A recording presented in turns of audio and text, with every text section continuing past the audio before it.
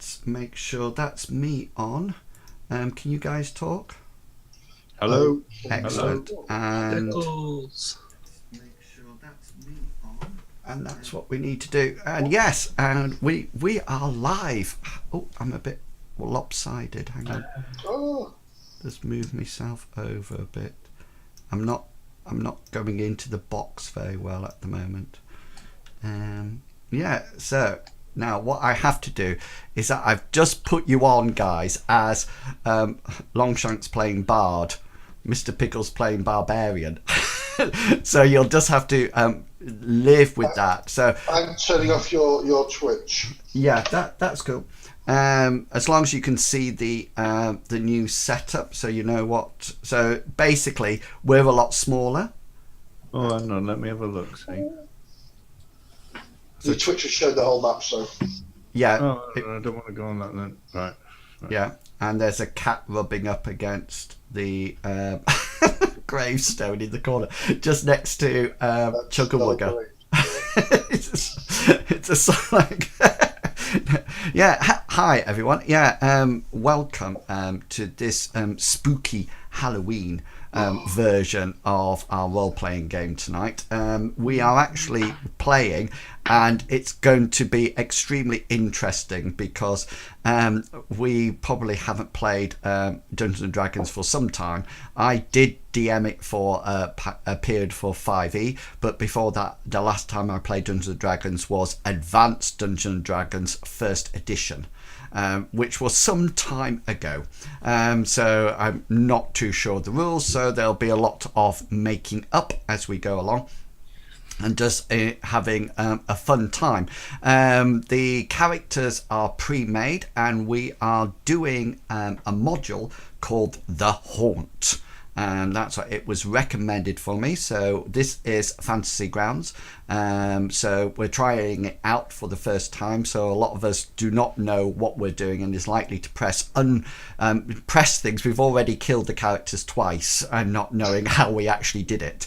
But it's going to be a fun game. You can see the characters here. I'll just zoom into them here. These are the characters. Just to let you know, guys, on your map down at the bottom right hand corner, do you have like a circle with 4 little dots on it? Yes. Yeah, so if you left click and hold your left click down and then move your mouse up and down, it will move the map up and down for you. And your zoom wheel should zoom it in and out for you. Cool. Okay, what I can do is do this, oh, I've made it a stupid, silly site now. which will make it exactly the same as mine, or it should do. So that's what it should look like. So yeah, so before we go any further, I would like you to introduce who you are and as much as you can know about your character as possible at this point in time. It might just be their name and their class, or anything else, any bits of personality that you've decided to have already, then that would be absolutely brilliant. So we'll start off with the person next to the cat who's rubbing itself up against the gravestone, which is you, Chugga. Hi guys, I'm Chugwugger, and it is 32 years since I last played Dungeons and Dragons. My character that I am playing tonight is a human rogue, rogue, whichever it is. He is called Obadiah Monroe. He's very tall, 6'4", gaunt, hardly any muscle on him, black, greasy hair which is clung to his head, sunken eyes, prominent cheekbones, his lips, hardly anything. They're just sort of like lines, almost greyish, and he has a very unsavory odor about him. He obviously doesn't wash all that often. He has a dagger on his belt and a crossbow on his back, and he has that kind of look in his eyes, that when you look at him, you almost want to look away. He's probably not all there. Oh. And I shall pass on to Mr. Pickles. Well, I'm Mr. Pickles, probably the only other character in this group I'm going to be playing that will be accepting of the stench of Obadiah. I play Ol Peter, who is a barbarian, a lover, and a performer. And with that, I'm going to throw it on over to Longshank CPG. Hi guys, I'm Longshank CPG. Tonight I'm playing a bard called Felix von Founder. He is one of those people. Have you ever heard the expression curiosity killed the cat? But that's my character, except he's got an infinite number of lives. So if he sees a lever, he's pulling the lever and singing and dancing whilst he does it. And he's got a slight stutter when he's not nervous, but when he's nervous, he tends to talk normally. So it's the opposite of a normal stutter. Cool. And I'm going to pass it on to the one and only Medivac, because he's the only one left. Yay, goatee. Hello, everybody, I'm Medivac, and I am playing Dominic, a disillusioned cleric of the light. He has seen many of his friends die along the wayside for no reason he can think of. They have just... They've just died. Yes. So he has the weight of many souls on his conscience. Well, not his conscience, but somebody's conscience. And he's hoping at this moment to redeem him, not himself, but his god, and lead this party. Not lead, but keep alive. And we'll see what happens. And he's like me. He's got his black cowl, he's got his long hair. He's been through the wars a little bit. So with that, I will pass on to Imwills. Brilliant. Can you actually move your characters? I know you can whirl them round, okay, but can you actually... Yeah, that's absolutely fine then. And just to let you know that Fantasy Ground does not have dynamic lighting. So what you're seeing, for example, you can actually move out into the darkness.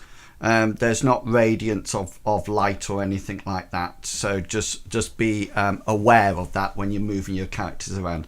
You're not actually going to start here, and this is not necessarily the marching order that you're going to be in or anything like that. In your party sheet, if you go to party and go to the tab that says order, there's actually a grid that you can... can you see there's watch order? Do you have that? Order. Yes. Yes. So you have watch order and you have marching and formation as well. Okay. On the other side, yeah. So, and just to let you know, XPs and things like that and items, I will drag into the party sheet and then or onto specific people, and it will automatically add everything up as you go along. You don't need to do anything with that. Why does Dominic have a green thing in the bottom right hand corner of his token, and everybody else is grey? Let's have a look. I think it's because he hasn't put... There you go. There we go. That's I didn't know whether or not I should do something. I actually think your hit points. Hang on, let me just bring up the combat tracker. I think your... Oh, that's right. Yeah, Dominic, what can you see where you... Let me just put 28 in there. Let me take mute off and I can talk. Yes. Yeah. Oh, I see. Yeah, and then so everybody is fine at the moment. I think that's how it works, but we'll see. Okay then, so just to let you know that you have made each other's acquaintances in a small village that is in the middle of nowhere, far away from anything else that you've ever known, ever. And you are sort of like sat around and you've spent the evening after arriving here on several various journeys looking for exciting adventures, and you've actually arranged yourself round a barroom table where you've been exchanging stories of great bravery and fantastic battles and fighting prowess, and you have had several tankards of ale up to this point. Nobody is actually falling over or needs to be escorted around, but you're laughing and joking, and you're all quite happy. Anybody want to say what their character is doing or how they are behaving while they're in the tavern? So Obadiah is probably sat so that he can keep an eye on the sort of like the entrances.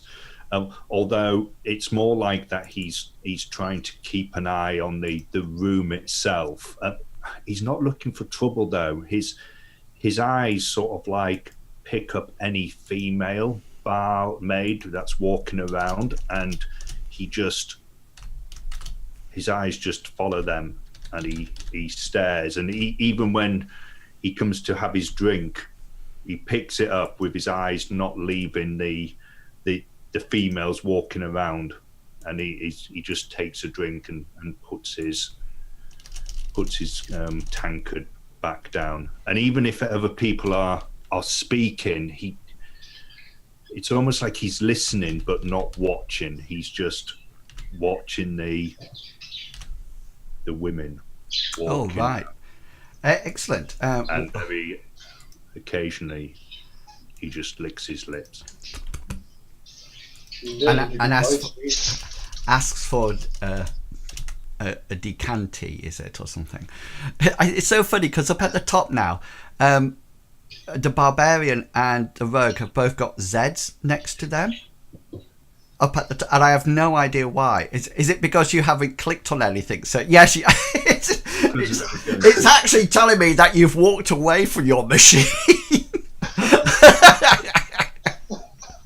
Yeah. Anyone else? Keep clicking.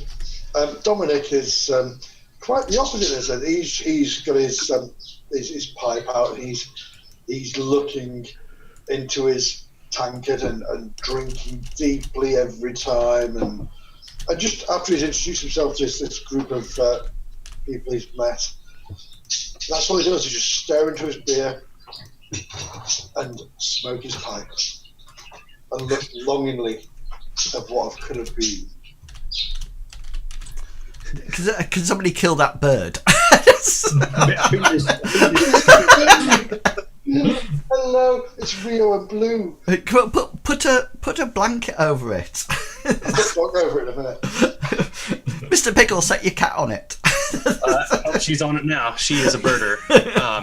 If I can interject at this point, old Peter holds himself to be a knight of great honor and dignity, even though it is clearly obvious he is not. He also hasn't bathed very much, but he tells us stories, his exploits of trying to win a maiden's hand, and all of them end rather poorly.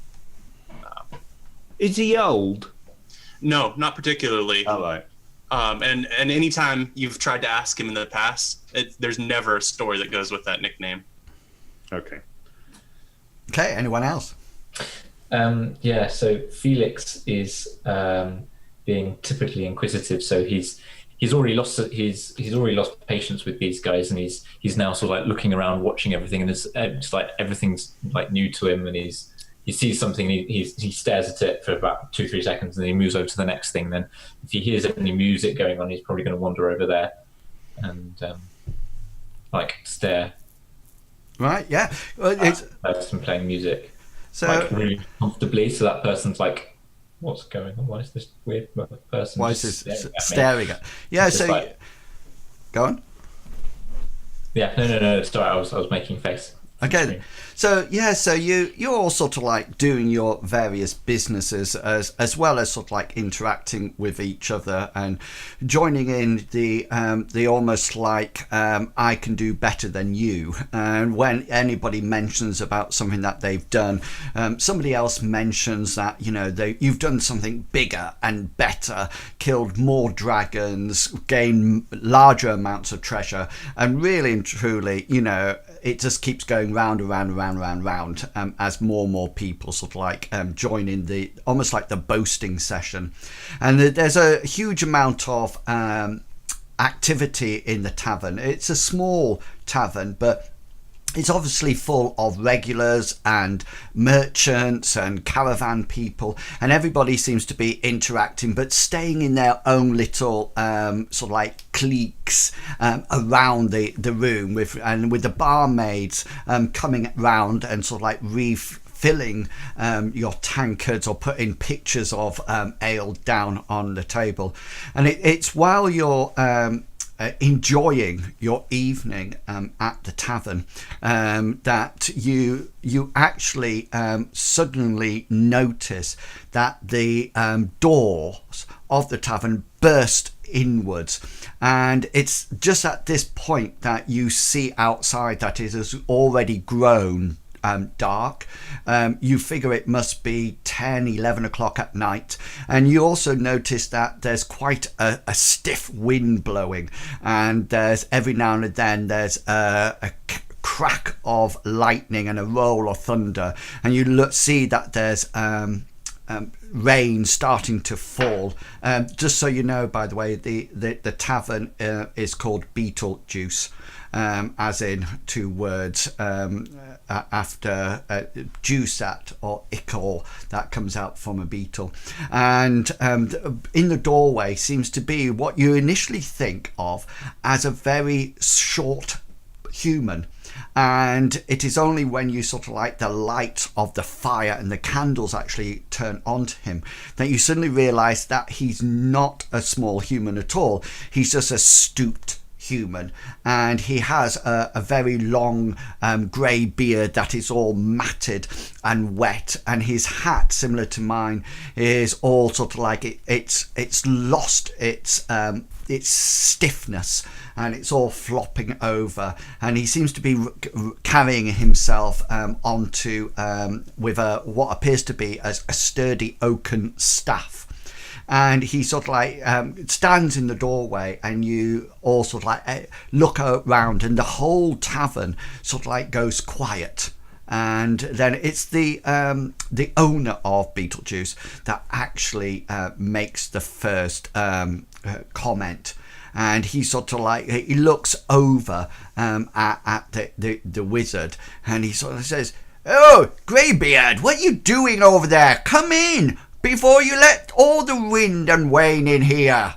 And this wizard, as you think it probably is, sort of like staggers in, and a couple of the barmaids sort of like go over and sort of like help him in, and you notice that he's absolutely drenched, and he looks around, and he looks at the barman, and he sort of the owner of the tavern, and he says, I need assistance rather rapidly. I need assistance." And he sort of like looks round, and he sees you four at the table, and he says, "Oh, I thought I would find you here." And he sort of like comes hobbling over, and you're all sort of like looking at him to say, "Do we know this person?" And he sort of like keeps coming over, and he sort of like hobbles across and stands really close to the table until one of the barmaids sort of like bring over what seems to be a rather pleasant chair compared to all the stools that you're sat on, and he sort of like lowers himself down onto the chair, and he slowly holds on, and then at the last minute he goes boom like that, and sort of like, and you hear this faint squelch noise as the water sort of like is forced out of his robes, and he looks around at you all, and he goes, "Oh, I'm so pleased you are here. I knew you were here, and I have come for your help, as you probably realize." No, not really. Oh, so you're probably not aware, but I have a very good scrying device. I can foresee the future, and I saw that when I was in some need of help, I actually reached out through the crystal, and it showed me you four rather brave and fearless adventurers sat here. do you just see your future? Well, sometimes I see other Have people's. you seen my future? I'm sorry, I would only be able to tell you that if you cross my palm with gold. Silver's so old-fashioned nowadays, so old-fashioned. You know, gold is where it is. And anyway, but you are here to help. I am so pleased that you are here to help, because I have been hit by great misfortune. I think misfortune. I know what misfortune's like. I've had plenty of misfortune in my life. Go on, tell us more. I bet my misfortune's worse than yours.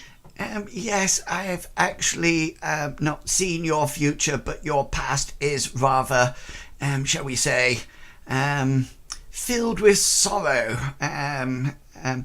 Mr. Dominic, yes. You've seen our past. Well, I've seen some of everything. Being expert in the magical arts such as myself, you know, these things come quite naturally. I've seen various bits, not all of them. I wouldn't be want to be labelled as some kind of a peeping Tom of some description, but yes, I saw your journeys here, and the misfortune that might have actually happened to each and every one of you. But you didn't see last night. Oh, well, I must admit, I watched it up to a certain point, but then I thought you might want some privacy. Yes. Yes, I mean, who would have thought she would have a dog in there as well? I mean, it's quite unexpected, isn't it? Yes. Yes. Anyway, I've come for your assistance. I have a need of five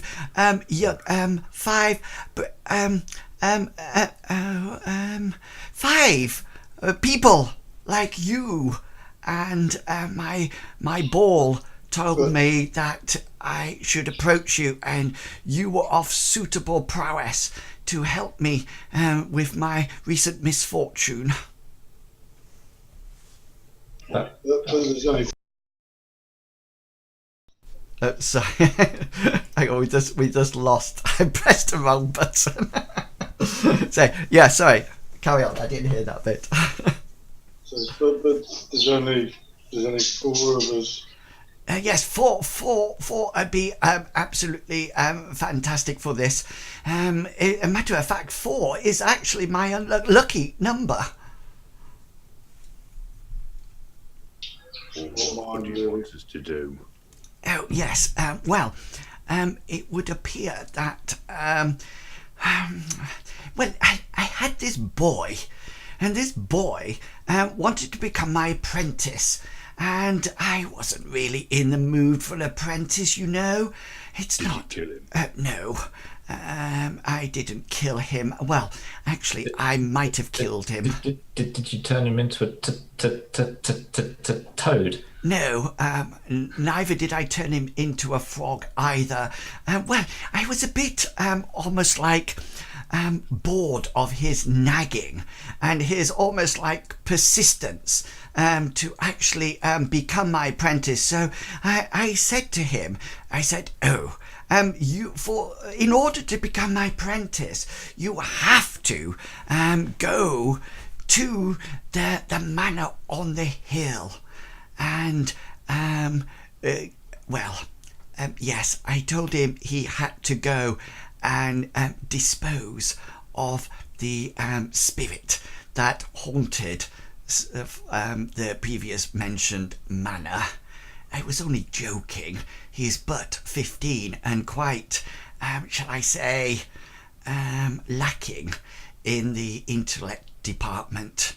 Probably fails to even score a low 4 in that department. Anyway, I didn't really think he would do it, but he headed off and then I became somewhat concerned that he hadn't returned. I expected him to come back sometime later and pretend to me that he had been up there and done the deed. Well, no, he hasn't returned, and to make matters worse, I've just had his mother round, and she's asking to see him. Anyway, I consulted my ball, like I previously mentioned, and it told me to come and seek out you guys, and that you would be the people to travel to the previous mentioned manor on the hill, and hopefully bring him back in one piece, if at all possible. Where's the boy's father? Oh, well, that's rather a difficult question. And he sort of like looks around the tavern and says, shall we just say, his mother is somewhat not that choosy, if that makes sense. I think our friend here is a bit like that. You Yes. got any children, Obadiah? Have I had any children? You say? I don't like the way this conversation's going. I'll have a beer. I don't know whether or not if he had some mates, whether or not they're still alive, I think, in the sense of that. So, yes, I see by peering into the future that you are going to be so brave, and you're going to rid this me of this terrible misfortune, and that you will be journeying to the aforementioned manor on the hill. Boy's still alive, is he? Well, I'm not too sure. I'm not too sure. I have actually looked in, but the manor has somewhat, shall we say, strange magics about it. I've never been able to look inside at all. Who lives there? Well, according to legend, and nothing alive lives there. It has been abandoned for some time, although people who have gone up there in the dead of night to fulfill various initiation rites have actually come away from it either quite insane, or muttering about strange occurrences that I can only say is somewhat disturbing. But I know how brave and, shall we say, yes, how brave you people are, and I'm sure it's well within your capabilities. And what do we get out of this? Oh yes, good point. First of all, the mere thought of that you will be able to either put his poor mother at ease about it, since We can put her at ease. yes, I told her that she was quite domineering, and she got very close to my face, and her breath was far from pleasant, and I'm afraid it's almost like stumbled out. Yes, that it was your idea to send him up there, but I'm sure you can rectify the matter quite quickly. It's amazing what you can rectify with the point of a knife. Yes, I have the same feeling with my butt of my staff. So she thinks it was us who sent her. Yes, he's not the shall we say, the most intellectual sort of person, but shall I either say that? I think him and his mother share the same brain cell, and I think both of them have lost it today. Siblings does he have? That is interesting to say the least. Probably many. Although whether or not all of them are actually connected, if you understand my meaning. It is not completely sure. Best or payment? Payment, yes. And how much would you be willing to do the job for? I have got some ideas that I thought might be interesting. And he takes out what appears to be some kind of small book from his inside his robe, and he takes it out and he flicks it into the air, and the pad seems to go and opens up, and out of the top comes a little quill, and he sort of like it comes out, and he is sort of like is poised then, ready to write.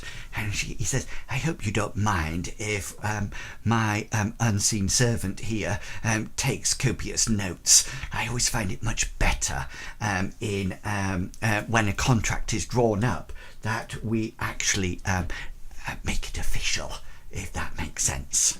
Yes, so do you have any of your own requirements, or shall I proceed with my 3 that I have before me? Requirements. You notice the pen goes. Yes, requirements. Is there any? Did you have any idea of payment to fulfill this task, or would you like me to share with you the 3 that I quite deftly, I think myself, actually thought on the way round here through the rain and storm? And as he says storm, there's a. Is there any women on the list? And the pen goes women, and he says, shall I tell you what I had in mind? And he sort of like gazes across all 4 of you, almost like hopefully. Oh, good then. That's absolutely fine. So, number 1, and the pen goes. Number 1, due to your wonderful religious and pious nature, he sort of like signals to you, Dominic, that you would fulfill this simple task out of the goodness and the kindness of all of your hearts. He sort of like signals to you, Felix, and say, because it would be worthy of a bardic tale or a song in the future.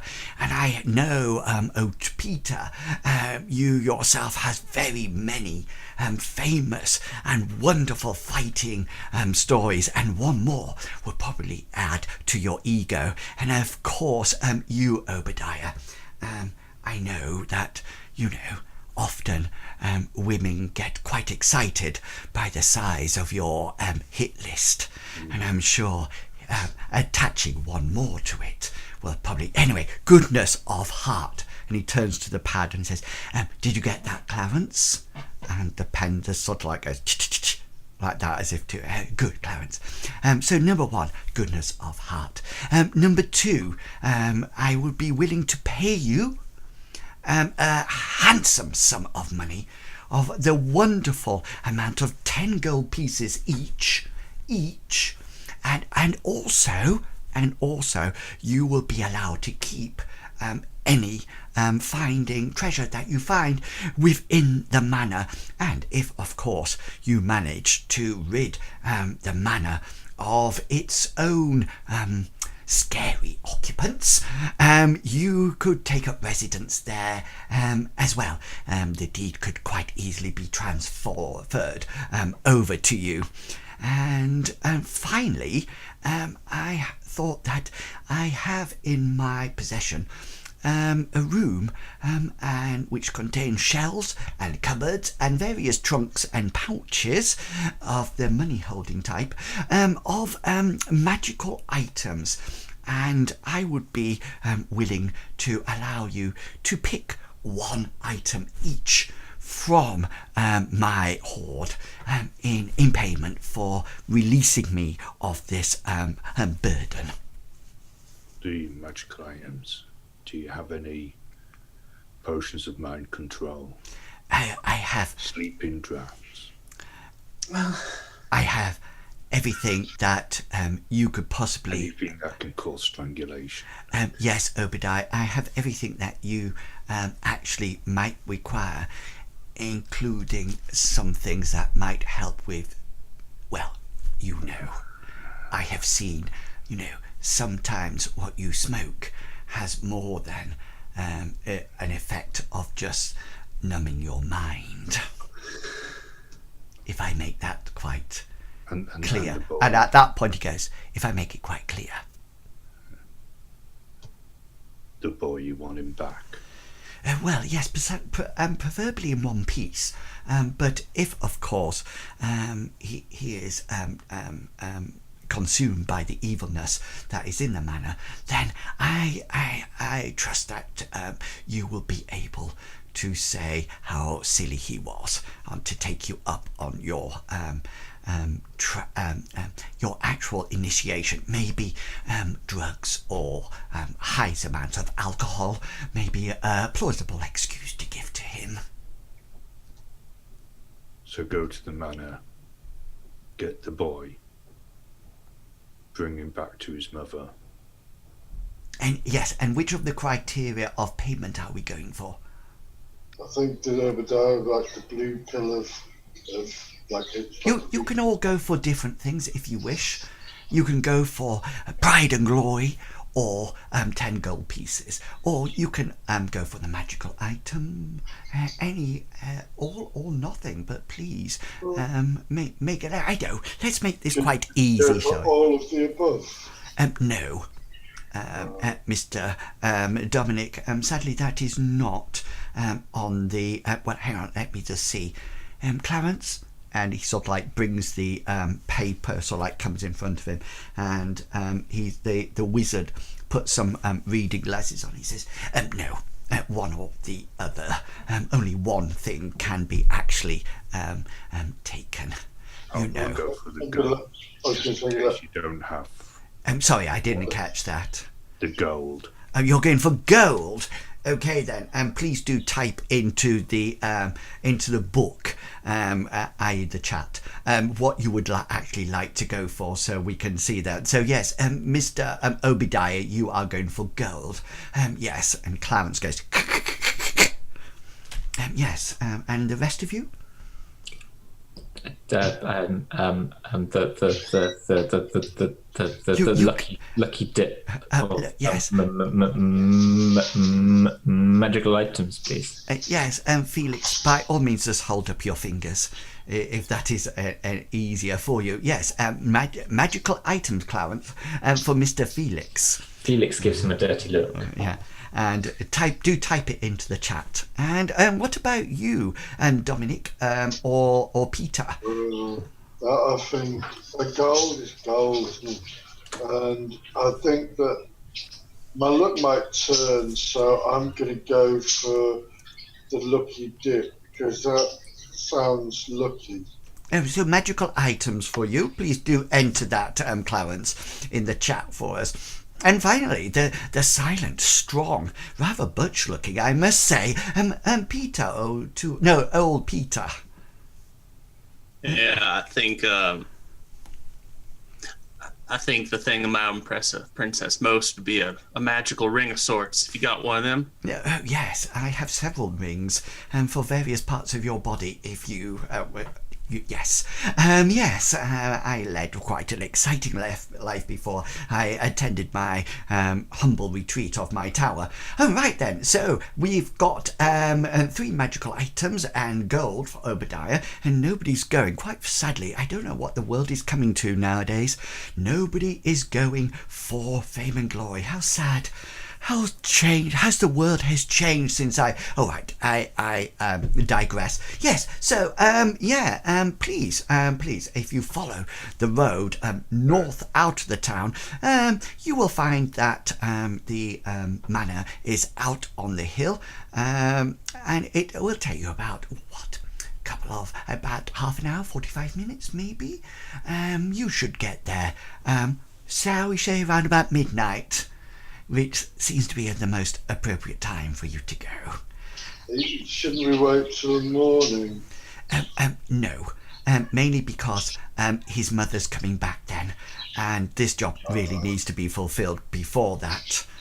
I see. Yes. Yes. Oh, yes. You might actually want to know the owner of the manor was called Lord Mortimer. Quite. Yes. Well. Dead, is he?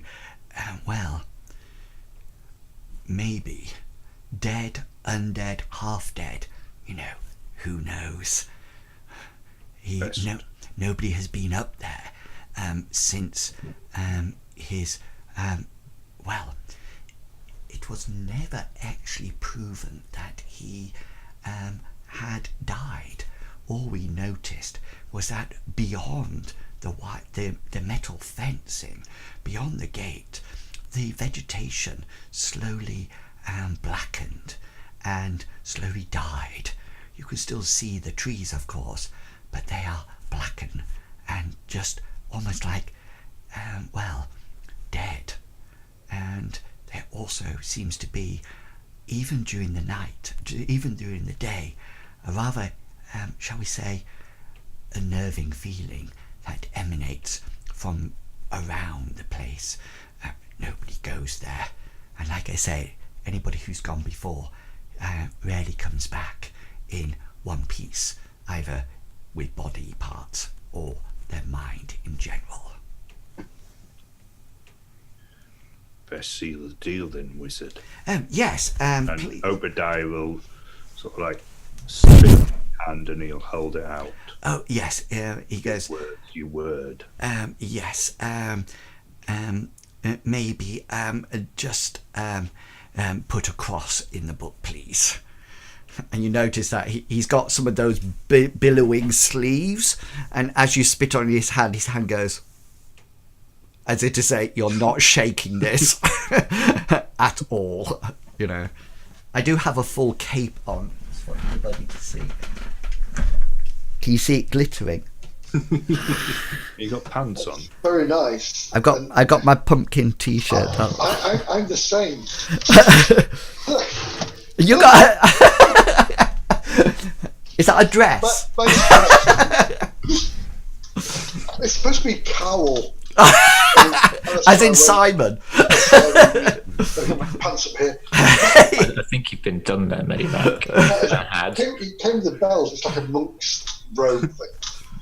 Obadiah doesn't look too impressed when the wizard doesn't take his offered hand, but he holds it out for a bit and then it just goes back up to his mouth and you just see his tongue come out as he takes the spittle back off it. And the barmaid comes over, who has a waist probably about this thin, and is almost like an inverted triangle, or corseted up and pushed up, and she sort of like comes across to the wizard and says, "Oh, Greybeard, are you staying as usual?"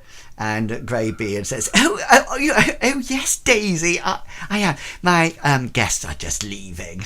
"Oh, well, there'll be room for me at this table then." And he said, "Oh, yes, go and get the usual." And she says, "Oh, yes, Greybeard, straight away." And as she turns around, he sort of like slaps her on the rump.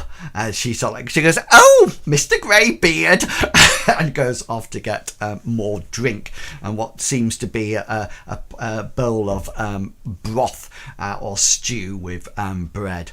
And You hear Obadiah sort of like let out a breath because it seems that when she was at the table, he was almost like holding his breath. And as soon as she's gone, he goes, yeah, and you sort of like, you prepare yourself to leave the Beetlejuice Inn, and you sort of like ready yourself, and you sort of like bring your cowls and your robes and your capes and cloaks, where you sort of like wrap them around you. You make sure that you've got your armor on, and you sort of like check your equipment. And I imagine Obadiah is sort of like going through a multitude of daggers and stuff, and maybe even sniffing something to get him in the mood. And what's the rest of it? Yeah, so how are you all looking as you leave the tavern to head north out of the town and up to Mortimer's Manor? I mean, Obadiah does have a sort of like a hooded cloak. So as he gets up to leave, he sort of like puts his hooded cloak. He only has one dagger, but as he makes his way out through the bar, he almost like seems to move to where the barmaids are. Cool. And just, Yeah. like tries to move past them as close as he can.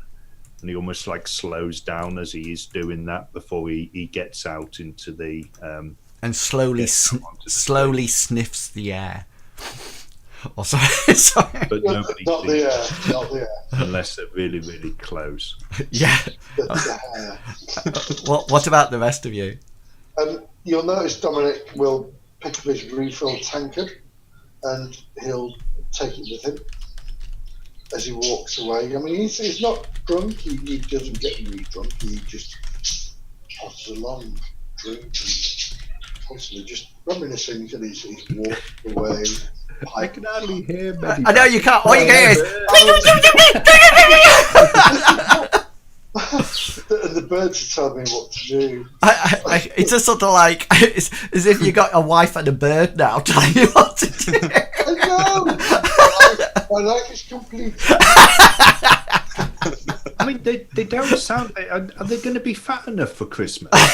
No, because it's like quail eggs when we have eggs. It's really. And Yeah, sorry. What's Dominic doing? Sorry, I missed. Dominic is walking at the end. He's got his tag in his hand. It's refilled, as nobody will know. It's refilled, and then he's got his pipe in his hand, and he saunters away, face looking to the ground, sipping as he walks out. Cool. Anybody else?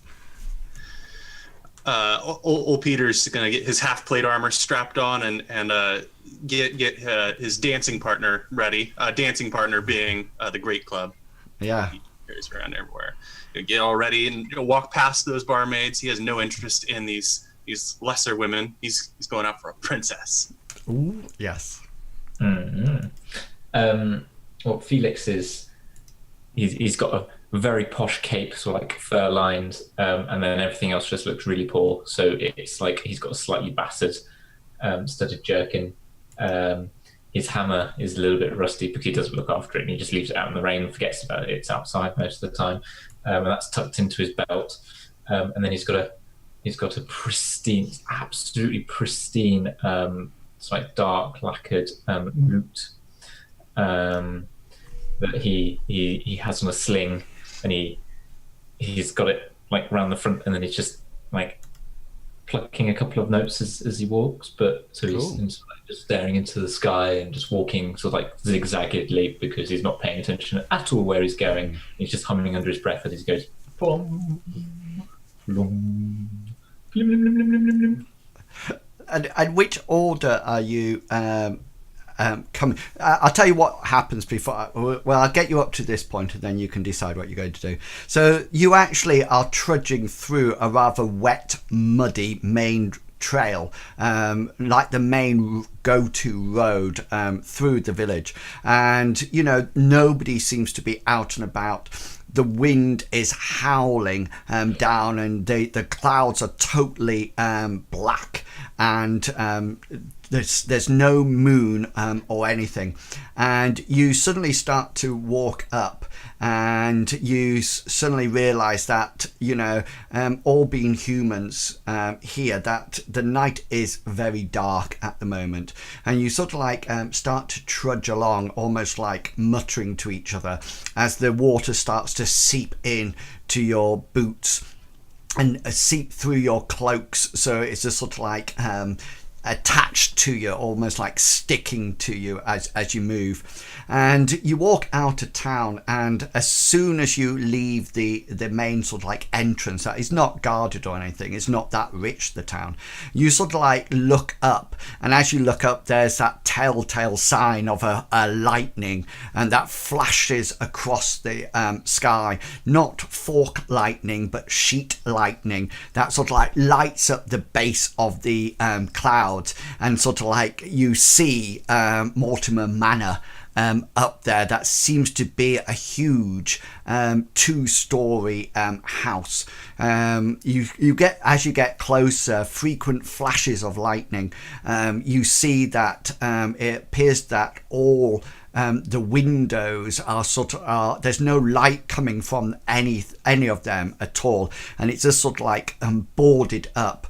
And when you get closer, you see that there's some wrought iron gates there, and you can see that one point they were probably locked, but you can see that there's been various attempts to open and sort of like do dares to Mortimer Manor, and you notice that one of them is slightly off a hinge and slightly to one side, slightly crooked, and there's a gap in there that can sort of like leads you through to a path that you can see on your map at the moment. It goes up, and lo and behold, yes, the Mortimer Manor is actually on a hilltop. And you can see that right the way around it, there's just like this grey path, or the brown path that you see. But on either side, you can still see grass and vegetation, but it's just blackened, and there seems to be no light. You can see blight on some of it, and it looks almost like as if tendrils of fungal spores have been wrapped around.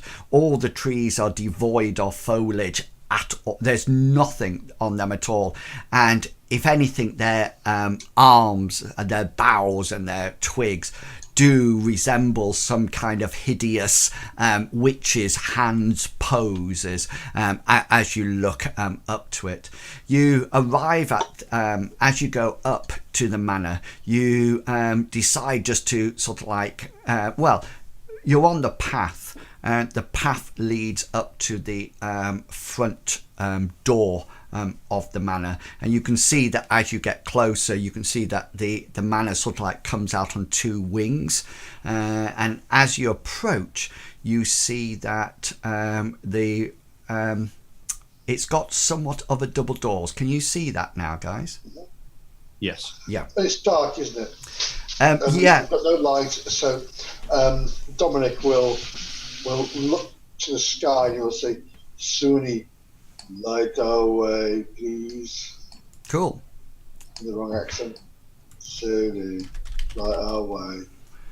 And this So is I'll cast my light cantrip. Yeah, cool. So you're obviously using some kind of reagent, and you just sort of like can cast it. And are you casting it on something, or? I am going to cast it on. Oh, gosh, right. What does old Peter have? Peter has his great club, which is named Dancing Partner. Yep, it'll cast it on the great club. You're casting it on Oh, my idea, curses. Yeah, so old Peter, you suddenly notice that you've got a bright light coming from the end of your weapon now, making a lovely glow, and it's sort of like illuminating to however many meters or feet it goes to, because this game's all in feet rather than Which is, it is literally 20 feet. 20-foot radius, is it? 20 feet. Yeah, and so just to let you know that is a 20-foot radius, and then it has bright light for 20 foot, sorry, and then dim light for an additional 20 feet after that. So it's in total 40 meters. And just to remind you, that lasts for 1 hour. Yeah. So you sort of like arrive at the entrance, and Dominic sort of like casts light, and old Peter, you suddenly see the end of your weapon start to glow with magical, angelic light. And Guy, if you'd like me to do it for a night time for you, I can do it for you too. I can make your weapon glow. Well, thanks. I just like seeing my dancing partner all beautiful, though. yeah, you see old Peter like look at it quite fondly. Look at his dancing partner quite fondly. Yeah, and you can see there seems to be a porchway. So the bit before it is just like a step. Okay, and then you can see that there's a little porchway, and there's a set of double doors there. How old was the boy? 15, was he?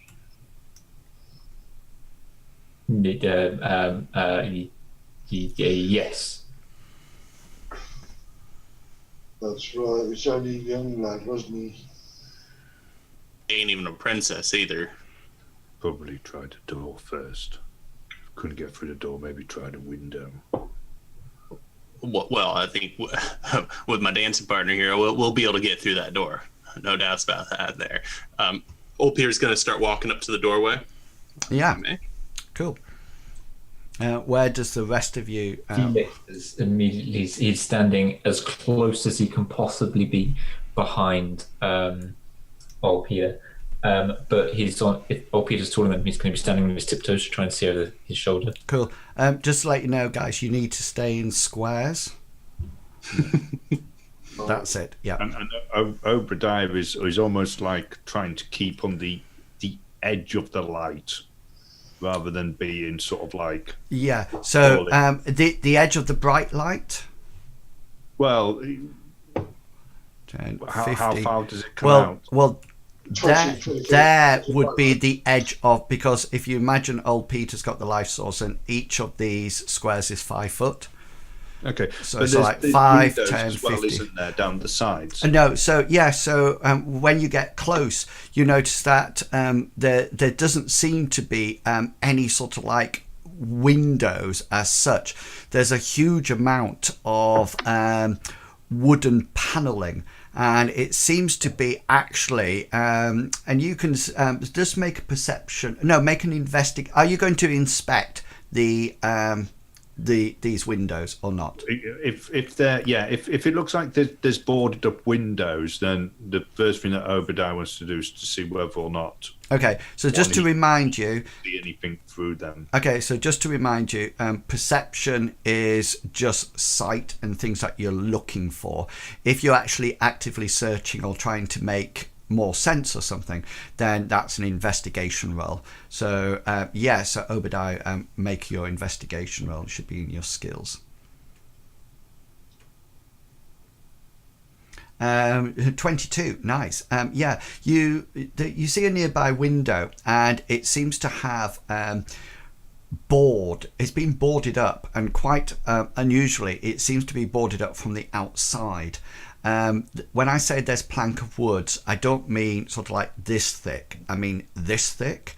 And the other thing that you actually notice is that they've been what appears to be iron shod nails or pivots or something like that has been physically bashed into these boards, into the stonework. And you can see that the wood, since it's been there through the use of rain and different weather conditions, has actually swollen, and there's not even the thinnest gap in between. Moss and stuff growing. Yeah, it obviously has been here for quite a long time. Okay, old Peter, just to let you know, you sort of like stand in this porchway, and before you is a set. There's a set of steps going into the porchway, and it leads to what appears to be a high archway that governs the entrance to this mansion proper. And there's a large set of dark oak double doors, and they seem to sit patiently closed, waiting for you to advance. The other thing that you notice is down the side of both doors, there is what appears to be almost like a tiny dark window. And as you sort of like stand there, from the one on your right, there appears to be two small crystal blue eyes peering at you from beyond the dark window. Without turning away, I'd like to say to the people behind me, did anybody catch the color eyes this kid we're looking for that isn't a princess? Yeah. No. Yes. No. Well, they'll notice that I'm stood behind this entrance using the wall as a buffer, I will call it. So I can't see the door. I'm stood with my shoulders to the wall. And Obadiah's somewhere down off to the side, looking at one of the boarded up windows. Well, I think we found the target of this quest. Let's go on in here. I'm gonna advance towards the door and attempt to activate the knob when I get there. Yeah, so move yourself up. Can you see that that arrow that I put on? Yes. Yeah, that's it. Yeah. As you walk up, can you just make a perception roll for me, please, old Peter? Old Peter, in the perception roll. Let's see. Let's not mess this up. How do I roll? Just drag it onto the chat. See where perception. Oh no. See where it says perception, and Yes, then it's got like a grey dice thing in. Oh, Yes. yeah. Just left click and then drag it onto the chat and drop it. Oh, Okay. Left click and hold. Perception's not. It should. Just by it, can you see that little eye? there's a little option. Yeah. Yeah. I see the dice. Yeah, click the little dice and drag it all the way across into the chat box. There you go. There we go. There we go. Oh. Yeah, it's all right. 12. Yeah.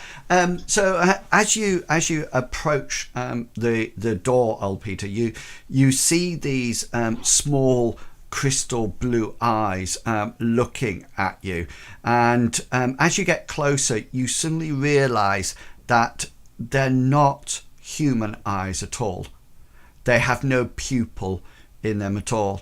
They're just like a blue, like orb, almost like looking out at you, almost like as if it was a doll gazing at you through the window. And as you get close, it just disappears into the darkness. Never mind. That's why I shout back to my crew. Was it like fireflies? I just closed my window. Sorry. Felix has sort of like followed up, and again he's right behind, and then old Peter will feel like a hand like placed on his back, and then you'll hear Felix whisper, "Don't be afraid anymore. It's all okay." I'm not afraid. Then he casts I've lost my abilities page, but no, where's it gone? Actions, there we go. And then he casts heroism on Cool. thingy. Does that work? No, that doesn't work. Okay, how do I cast the spell then? Then, well, that's what I did. Click the It clicks my little thing. abilities. Get your abilities. Yeah, no, I'm on abilities. Oh, is it on abilities? No, it's No, actions. it's actions. Yeah, I'm on actions. Yeah. I've got So basically, the only time you need to actually, yeah. So that's it. So you've cast it now. So old Peter, you get 3 temporary hit points. So yeah, and until the spell ends, the creature is immune from being frightened and gains a temporary hit point equal to your spellcasting ability modifier at the start of each of its turns. Yeah.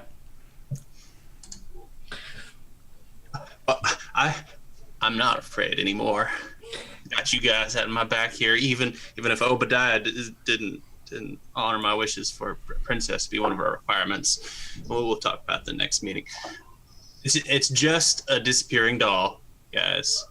I'm gonna go up to the right door, closest to where the window was, where I saw it, and attempt to activate the door. Yeah, it seems to have like 2 almost like doorknobs on it, and it looks like it either pushes in. You don't think it pulls out. And as you get close to the oaken door, you see that it's not as warped as everything outside, because it's obviously been kept sheltered by the overhanging porch. And you notice that you sort of like you sort of like reach down. Are you trying to open the door? Yes. Yeah. So you sort of like you think this door pushes in. So you give it an almighty push. Can you make a strength check for me, please? Yes. So that should just be next to your things, yeah. 17, yeah. So you sort of like give it, you sort of like push it a little bit, and then you sort of like think, okay, because you probably put your dancing partner down at this point, sort of like lent it up about against something, and you the first thing you do, you try to push it with one hand, and then you sort of like, it doesn't budge at all, and you sort of like put your dancing partner down and sort of like put both hands on the door and give it an almighty shove, and nothing happens at all. And so you get really cross with this, and you sort of like go back a bit and then ram your shoulder into it, and the door does not open at all. It just remains solid shut. Oh, Peter, did you try pulling it? Well, no.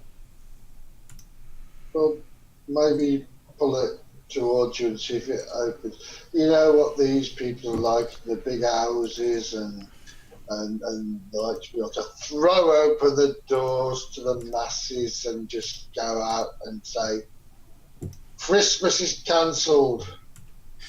Dominic, throw it open. That's some dang old good advice right there. I'm going to take it. I'm going to attempt to pull on the door, I guess, if that wasn't already in question. And if I had already done that, I'm going to take my dancing partner to the door. Yeah, so you go out and you try, you sort of like think, oh, I probably need to pull this. And you sort of like put everything down and grab it and sort of like yank it with all your strength. Do a strength check for me, please. Strength check. 19, yeah. And you sort of like put your burly hands around both knobs and you just yank it as hard as you can. And even though you can't actually put the full force of your weight behind it, and this is actually a lot harder than putting your thing, you actually score higher, and you give it a mighty yank, and the doors stay firmly shut. Obadiah, who's come back round from the from checking the windows, you hear him say, "It's obvious the prize didn't come through here. If you can't open it, he's not going to be able to open it. Maybe he went round the back." You got that right. This door is invincible. It's a pretty damn good door. Is there a keyhole on it? From where you are, you can't actually see because aren't you still outside? Okay, so Obadiah's going to he's going to go past it. He'll get pretty close to Felix as he goes past, and he'll go up to the door and he'll say, "I've got a knack with doors. Stand aside." Okay, you do your magic, but watch out for the disappearing doll. It's watching me. I'm gonna walk down away, giving him some space to do his business. A disappearing doll. Like right there. Yeah, I saw it in the window there, and it stared at me. I thought it was a kid. Thought we were all done, got our problem solved, get our magic item, get our princess, but no siree. No siree. Just a disappearing doll. Yeah, You know how them wizards do. it certainly does look like it. It's got one of those huge old-fashioned keyholes, that are actually sort of like shaped like that, if that makes sense. That looks like a really big, heavy wrought iron key. Will probably go into it and probably turn it with a hefty click as well. The first thing that Obadiah is going to do as he gets to there, he's just sort of like going to spend a minute just sort of like looking at the door, looking to see whether or not, I don't know whether or not he can be able to tell whether or not it's been opened recently, or whether or not it does look like it might have expanded into the into the door, into the frame. But he's just sort of like you can make an investigation check.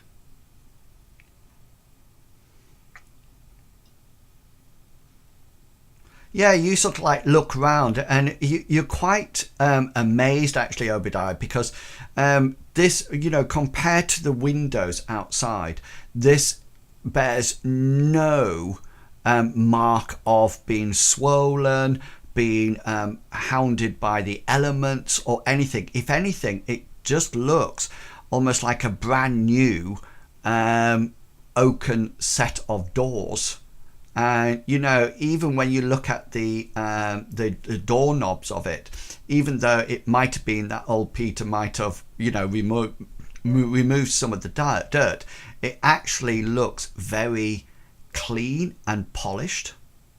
The glass panels on either side, how big are they? Yeah, so they're literally about 8 inches, about 10 inches high, and they're not sort of like huge panels. They're just like a pane of glass, but both of them seem to be incredibly dirty and mucky, if that makes sense. And it's all the inside rather than the outside. Yes, very much so. Okay, so well, I better make sure that I've got something to do with. You have thieves' tools, yeah. Okay, so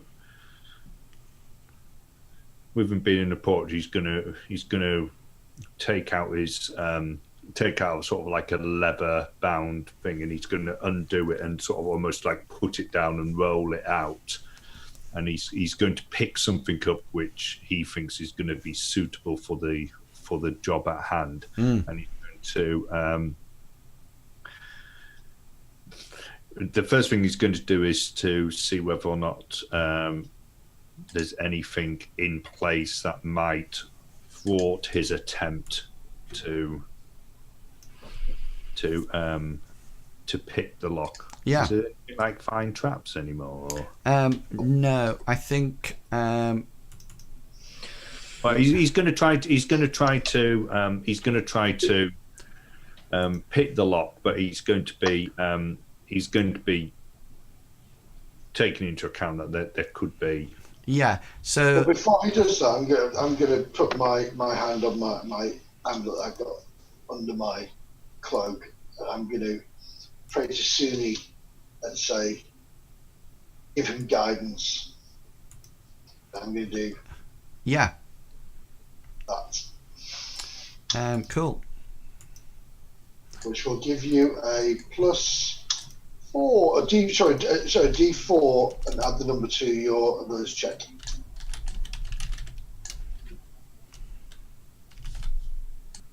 Nice.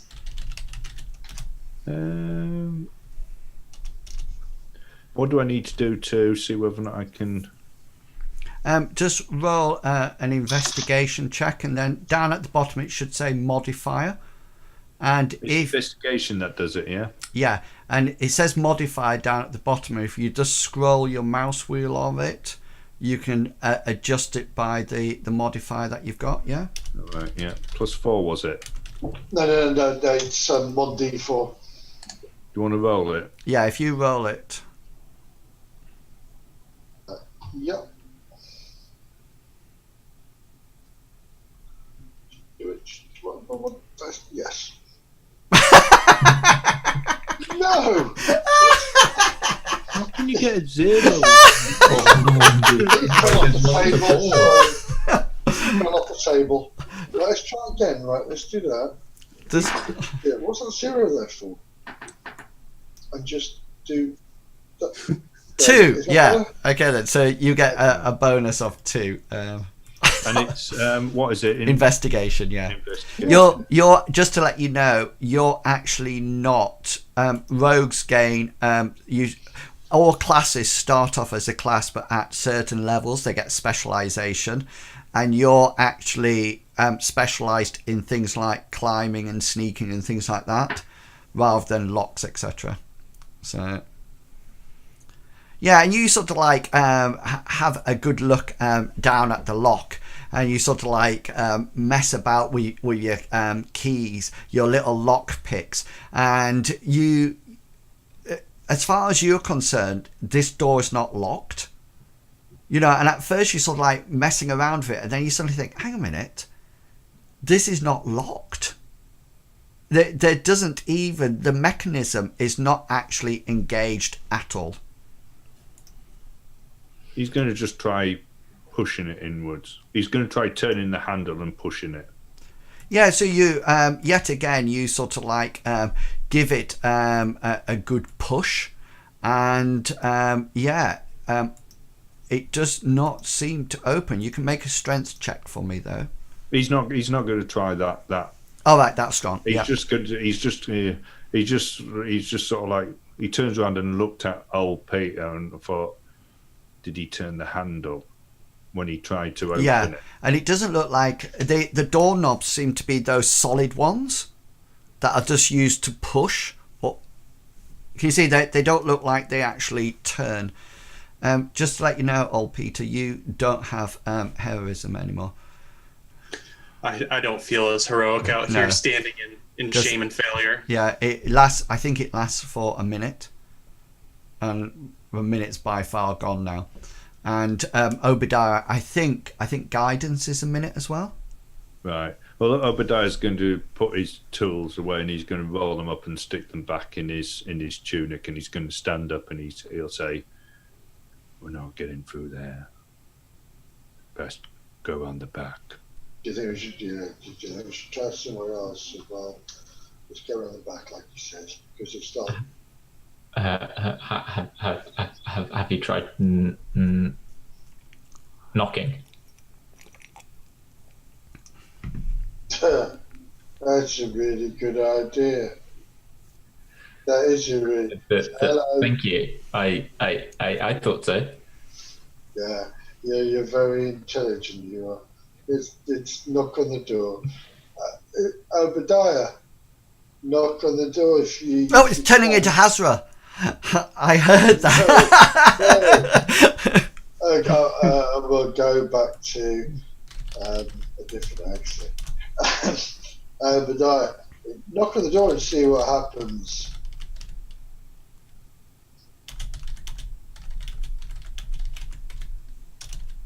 Really?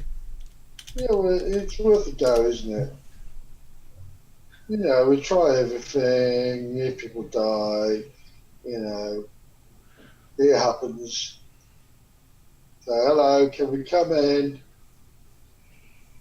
Obadiah will reach onto his belt and draw his dagger. Yeah. Dagger in hand.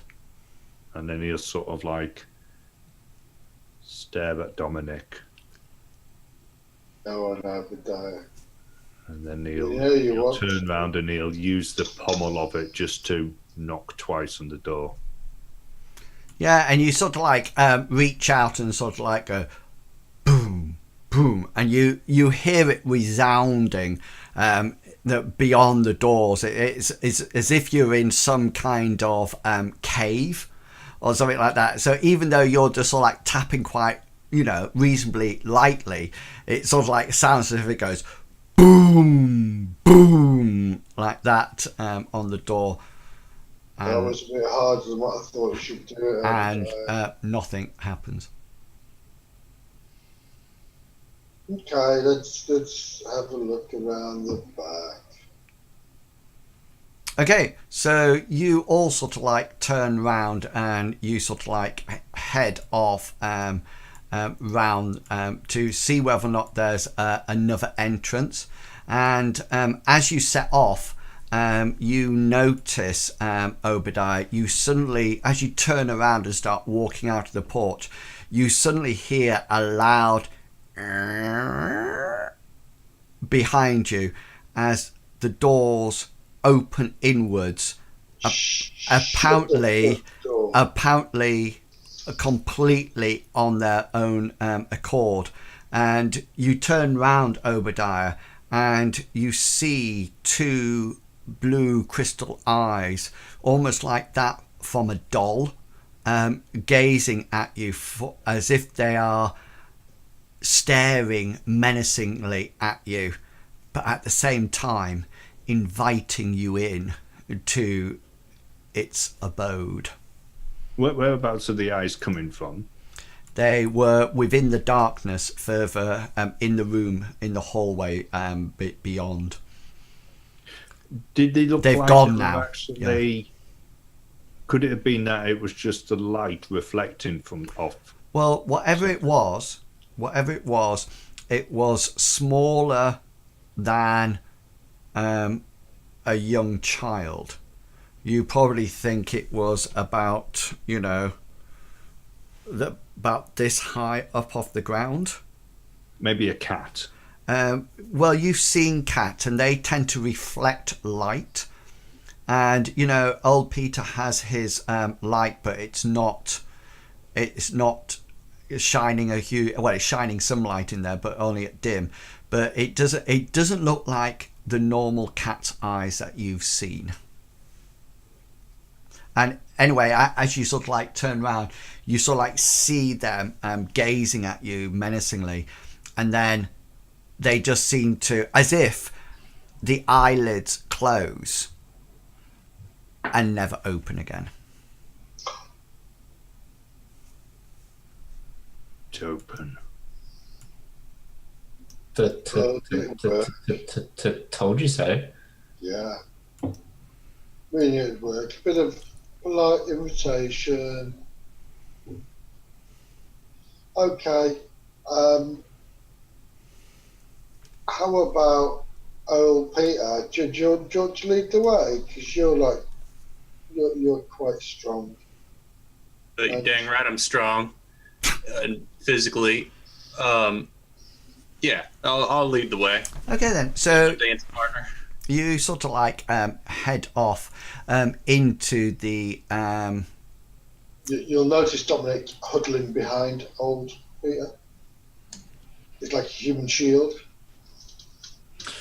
As Felix walks in, he'll get he'll just brush like his left hand over the top of the hammer stuck at his belt, and it will do. No, it won't do that. Yeah, cool.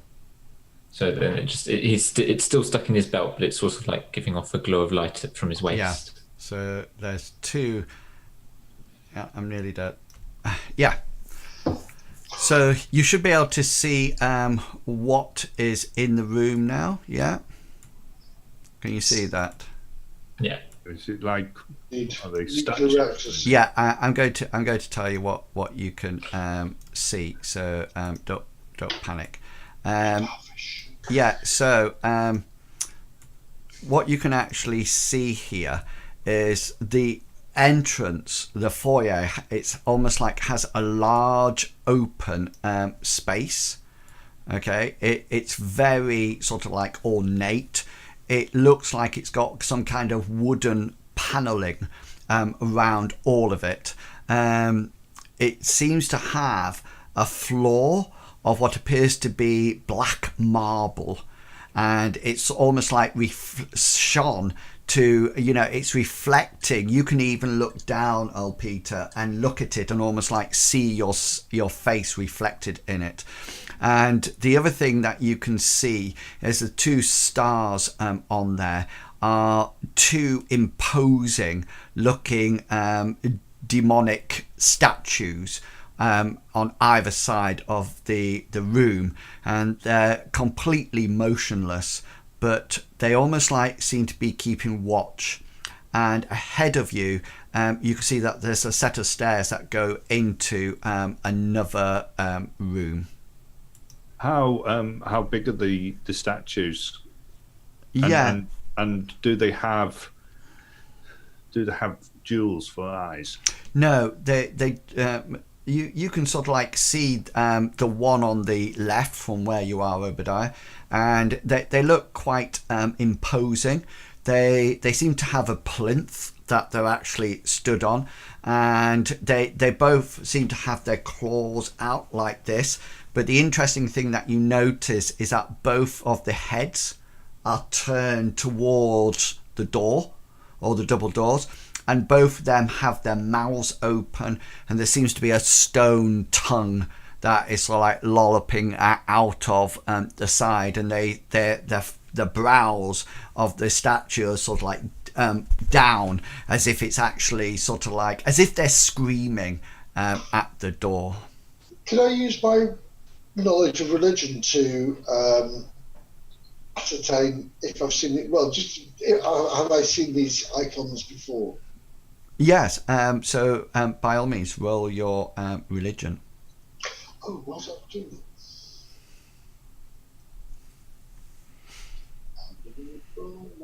Oh, there it is. Sorry. I want to just check roll.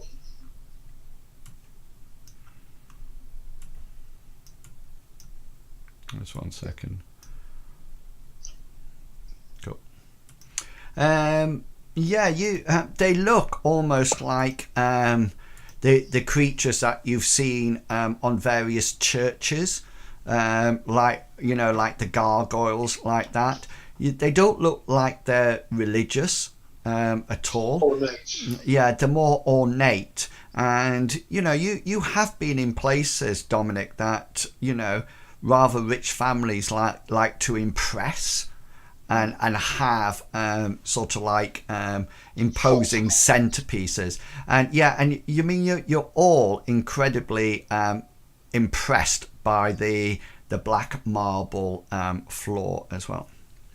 Is there the actual interior of the house? I mean, Obadiah's going to go, but he's not actually going to go through the doors, but he's going to go up to the doors, and without stepping over the threshold. What's the interior? As far as how clean it is? Does it look like there's dust everywhere? Well, yeah, because the floor is almost like polished black marble.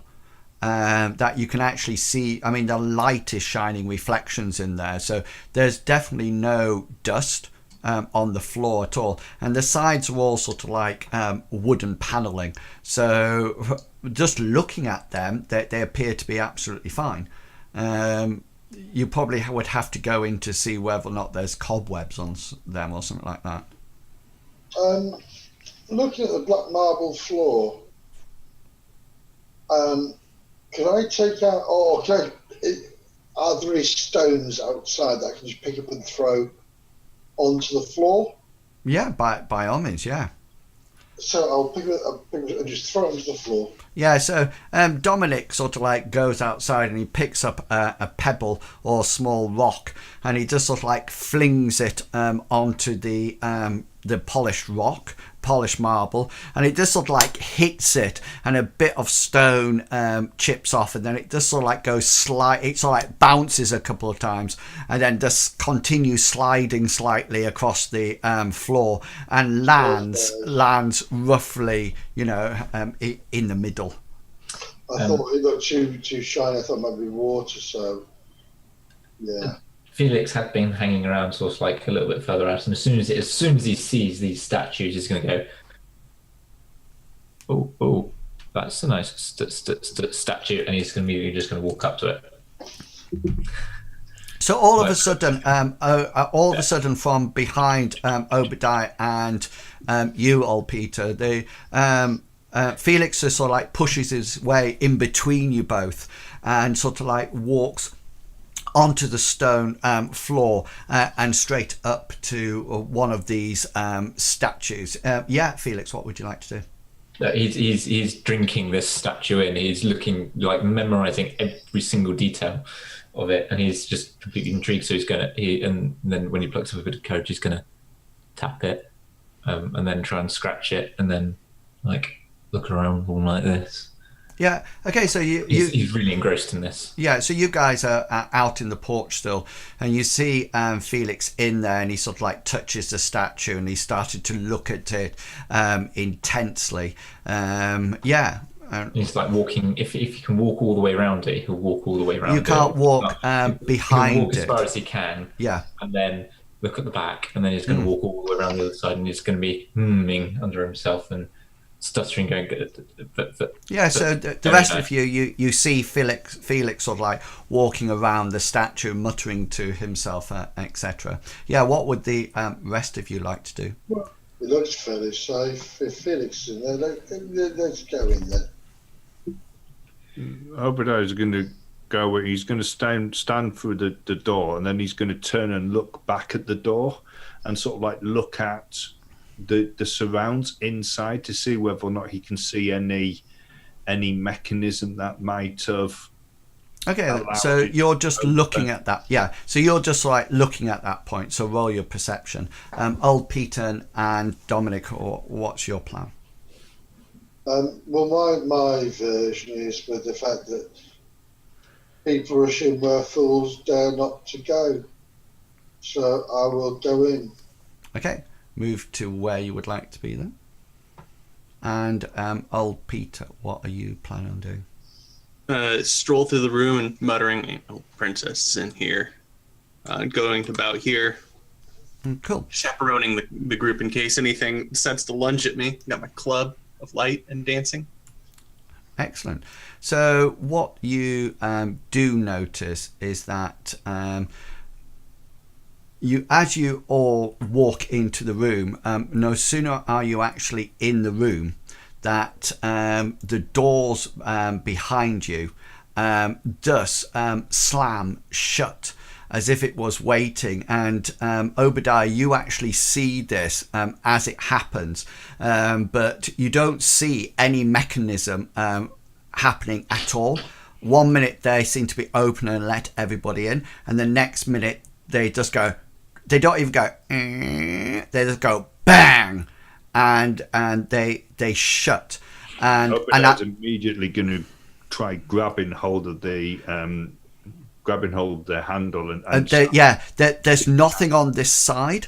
Obadiah. There's nothing on this side, but you try to grab and try to get your fingers onto something, not in the crack obviously, but onto something as they bash.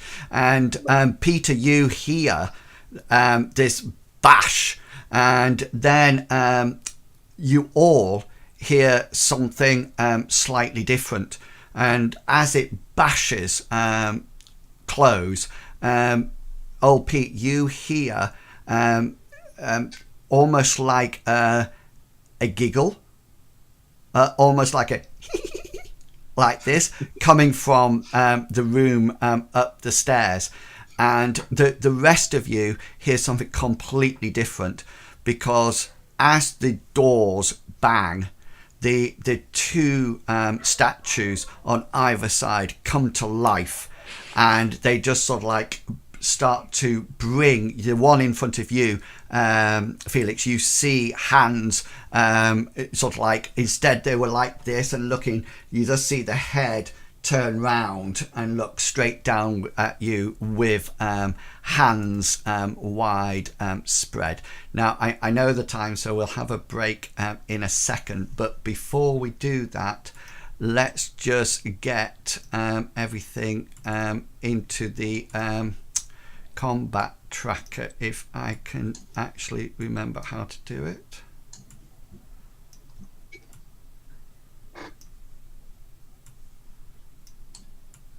So that's them on. Oh, hang on. I don't need to do that.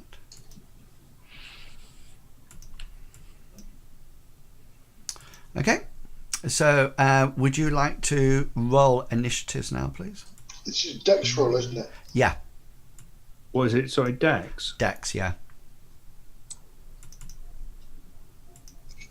Yeah, Peter for the money there. Oh, it's not the INIT roll. It's Yeah, just so straight you up. could. Conscience. Yeah, it's the initiative roll that is based on Okay. Dex. So it's not a dexterity check. All right. So So I roll I got 3. INT. Yeah, Oh, initiative, sorry, my apologies, right, sorry. yeah. Can you see it says AC, innate, and then speed? So it says the innate. All right. Yeah. Right. Okay. It's, That was an awful roll. Brilliant. So can you guys see? Am I right? Is this what, sorry? AC. Hang on. a minute. Oh, int. Right, sorry, yes. Yeah. So you just roll a d20, and you have no dexterity add-on. Yeah. So Right, so yeah, that see, yeah. that's. I say, can you see the combat tracker then? Yes. Yes. Yeah. Yeah. I've got it up. So you should be able to see when and what you are going to be doing. Yeah. Yeah. The only thing that I don't see is them. Yeah. Okay then. I So don't see- where- do you want to do this combat first, or do you want to take a break? I'd like to get lunch.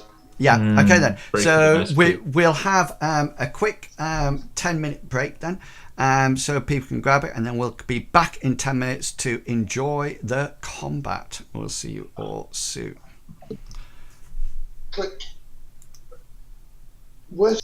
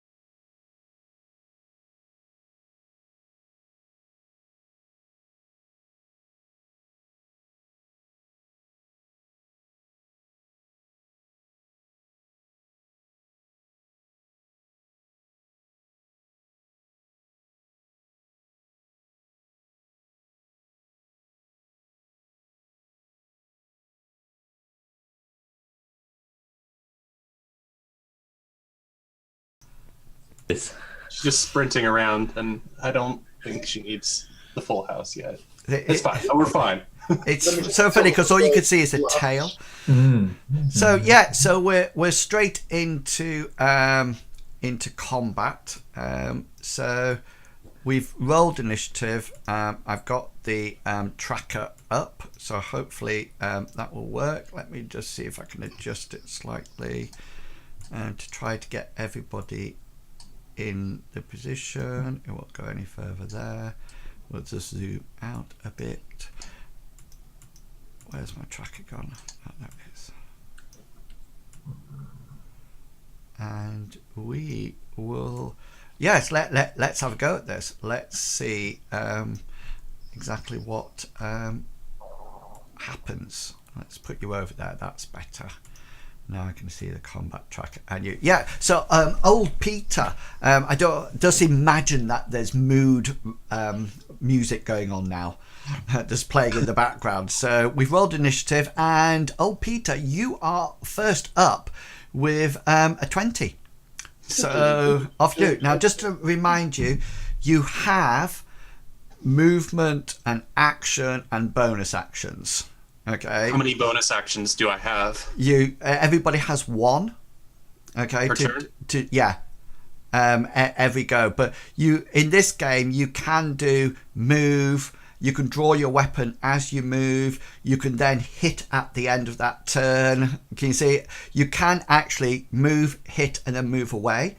But if you've still got movement left, but remember, every time you try to go out of combat, the monster or you or whatever gets an attack of opportunity to actually hit you. So yeah, so for example, you could actually move up to any one of those statues and do your attack if you so desire.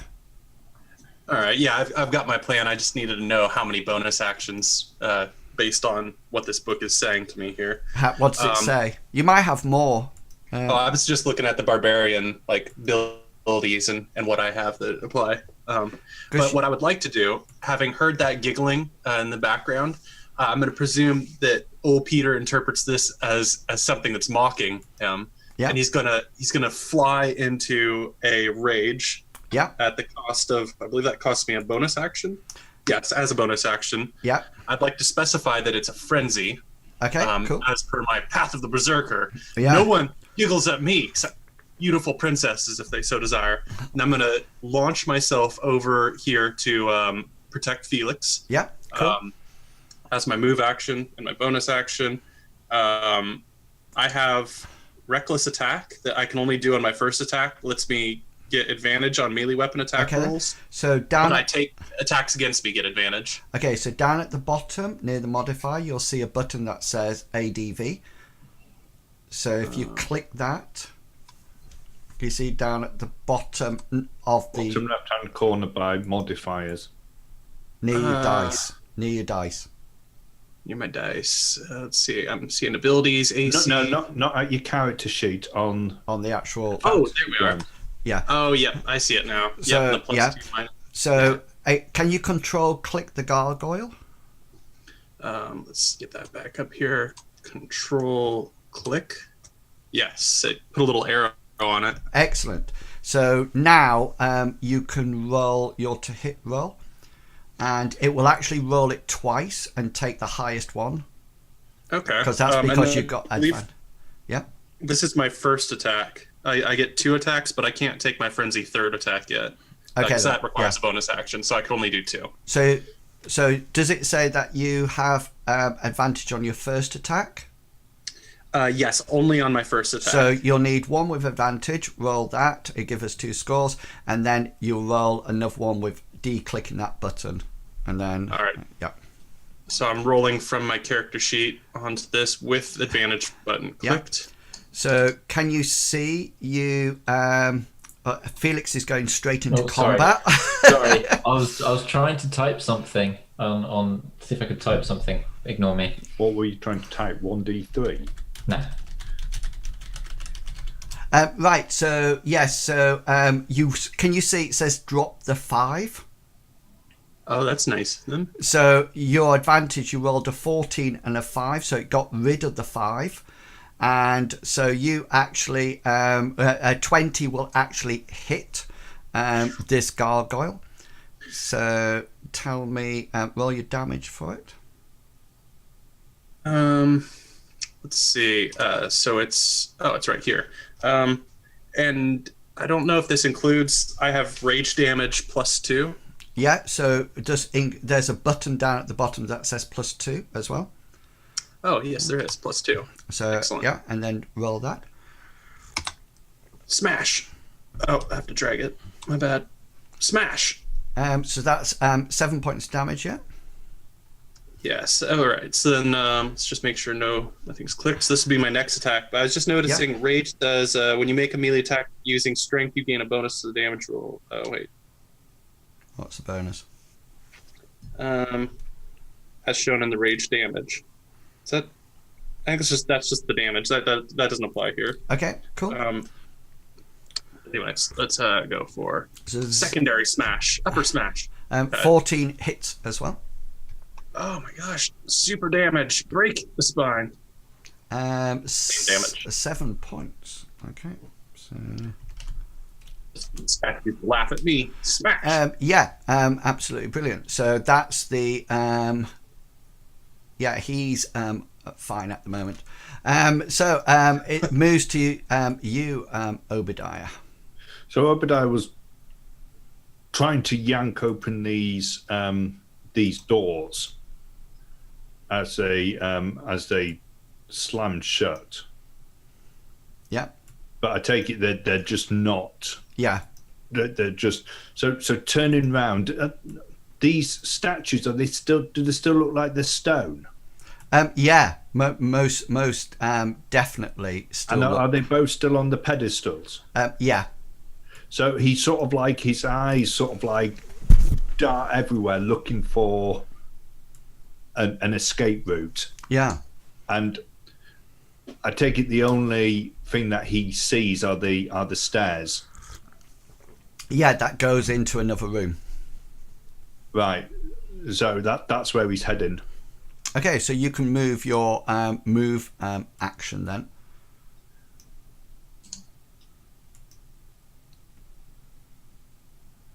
But he'll go to to the extent of the light.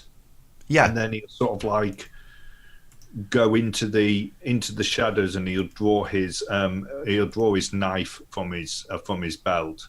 Yeah. So I'm just about to. Dagger, sorry. I'm just about to show you what you can see.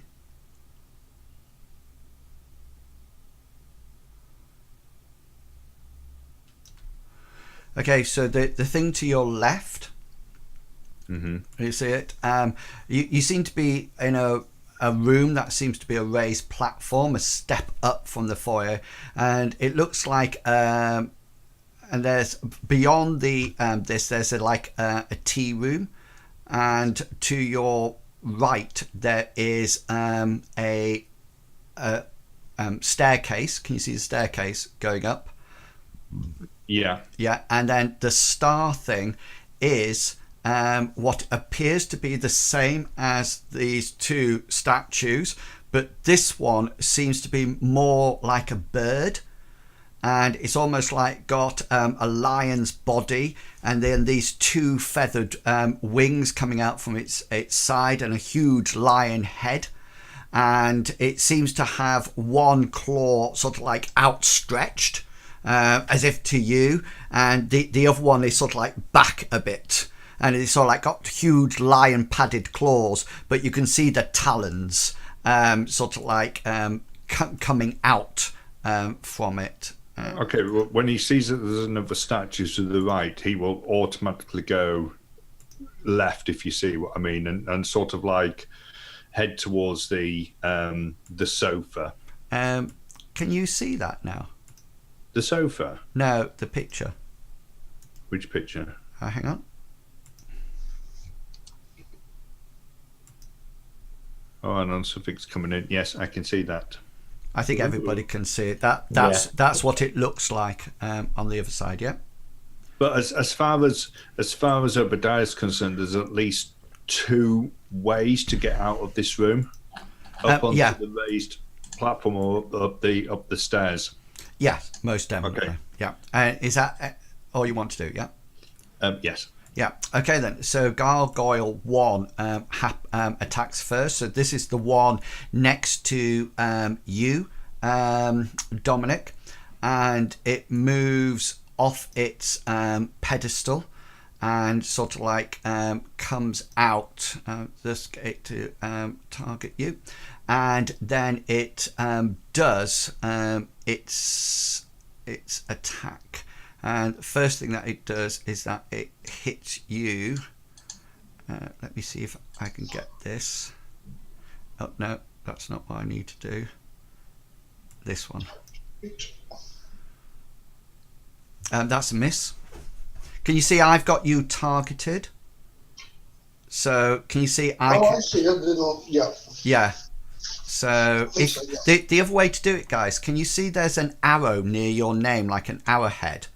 If you go along, there's a bullseye, like a target. If you click Whereabouts are we looking at on the the arrow? on the combat tracker, you know, on your line, ignore the arrow bit. You know, on the combat tracker, there's like a series of rings. Can you see that? Oh, yes. If you click that, it'll open a target box, and then can you see at the end of that there's a little targeting cross arrow thing, and you can just left click that onto the target that you want to hit, and it will appear in that box and automatically say whether or not it. I don't think I'm seeing that bit that you're talking Oh, about. it might just be. It might just be me that can see it. Yeah, so it rakes out with its claw and misses, and then it actually Gargoyle 2 hits, goes to hit Mr. Bard. Oops. There you go. That's a hit with a 20, not natural. So let's do some damage. And you take 3 points of damage. And then we are up to you, Felix. I thought you said it's come up with a 1 in my box. No, it says 1 plus 2. Oh. Hang on. Yeah, it must do 1. You must have something. Do you have something that you've activated? Because it rolled a 3. Yeah. And then it said damage 1. Plus 2. Who's the other person that's just come into Fantasy Grounds? It's one of our friends. New player. Somebody's just. Hang on, I can tell you. Because I can. Medivac started a new character. Have I? Oh, sorry. This is not an issue. We know that you've taken 1. We'll have to have a look later because it's too complex at the moment. Yeah. So Dominic, you are up. It's me. Sorry, It? Felix. Yeah. Sorry, Felix. Yeah. No, that's right. Felix is going to start muttering curses away at this thing. Hang on, what was it? It's control. How do I do it? Control click. Yeah, and then he's going. Hang on, to it's not targeted. I'll target it for you. There you go. It's now targeted. So Has he taken 1 because it's half damage? It says half in everything. It says claws and in brackets it says half. It does, yeah. And then it says damage half. Yeah, it's generally means that. Anyway, we'll go. We'll carry on with it. See, that's a spell that you cast, is it? It is, yes. So he's cast. Yeah. He's muttered a string of curses under his breath at it. Yeah. He's cast vicious mockery. Yeah. So I need some damage. Oh, hang on. No, Save I haven't. 10. Yeah, got off, Save that's it. 10. Gargle 2 versus Felix. Yeah, I fail. Oh, you fell. Okay. Yeah. So I just rolled damage then. Because I rolled a 10 against your DC of 14. Oh, okay. I thought that was me rolling 10.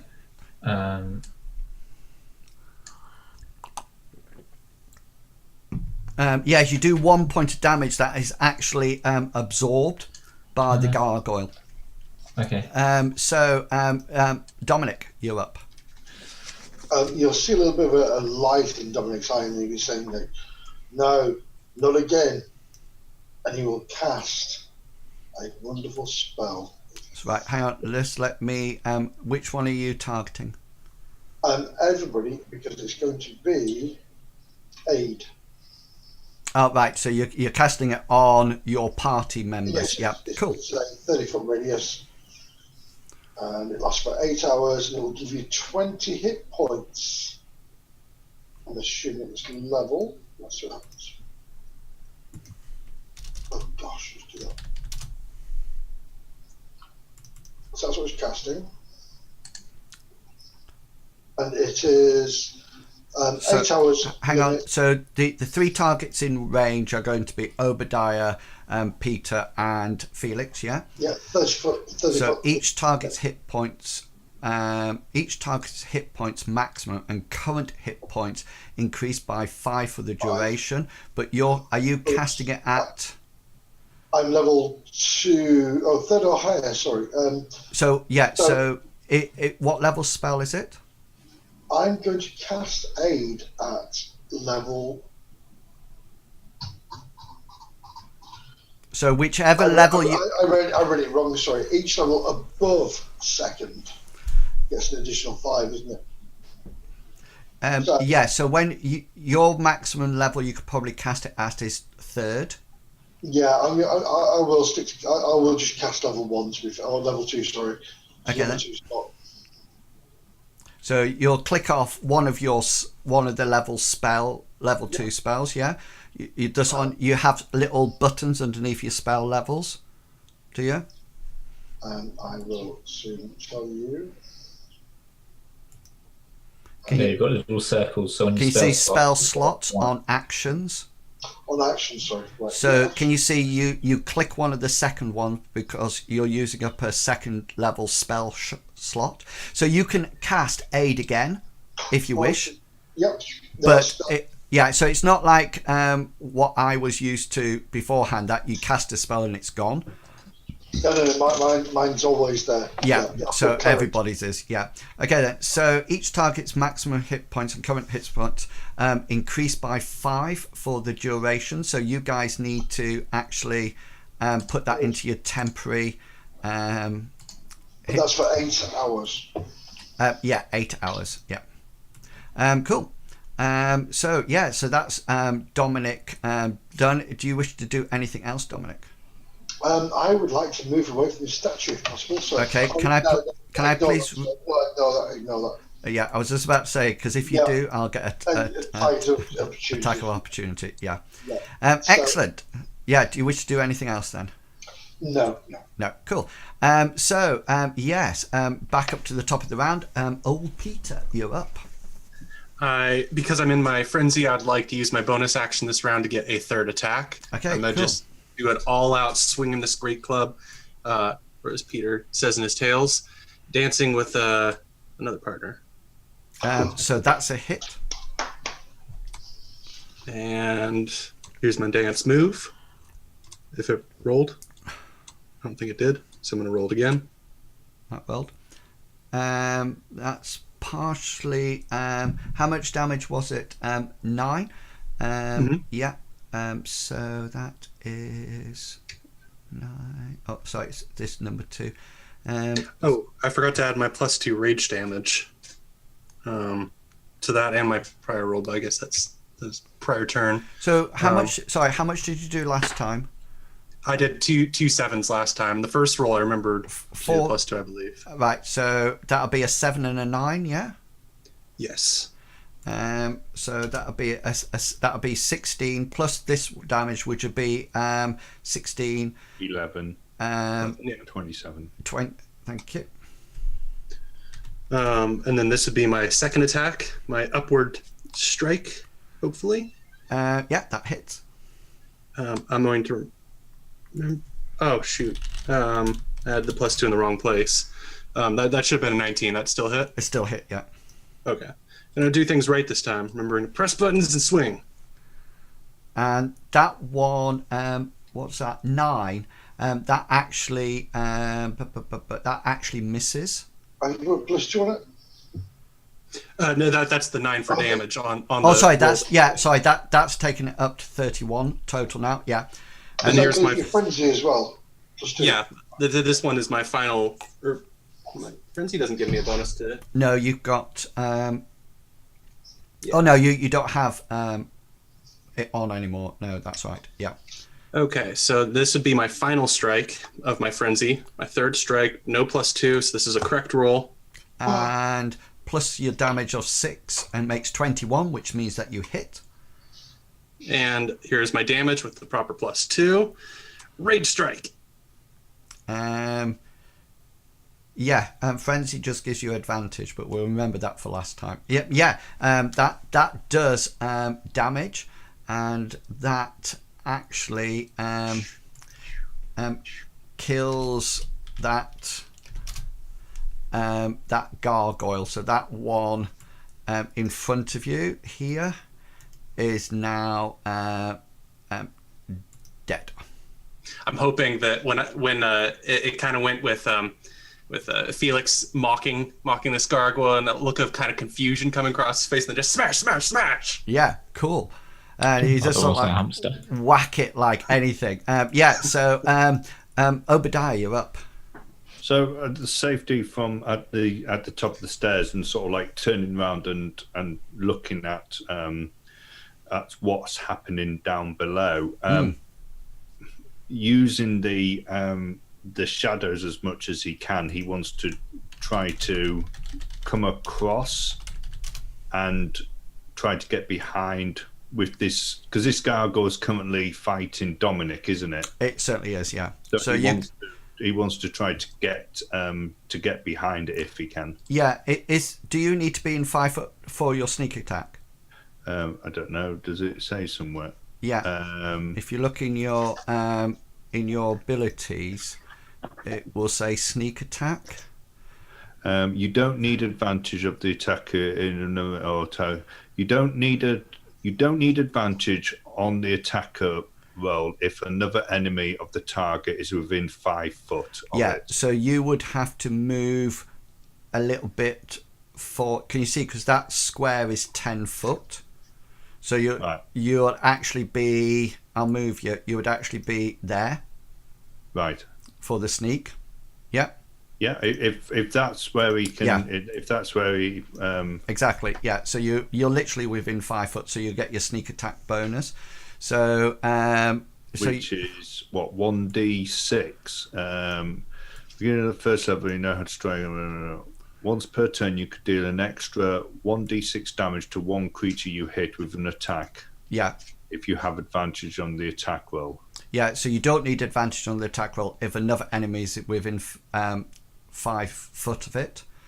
Okay, right. So you don't.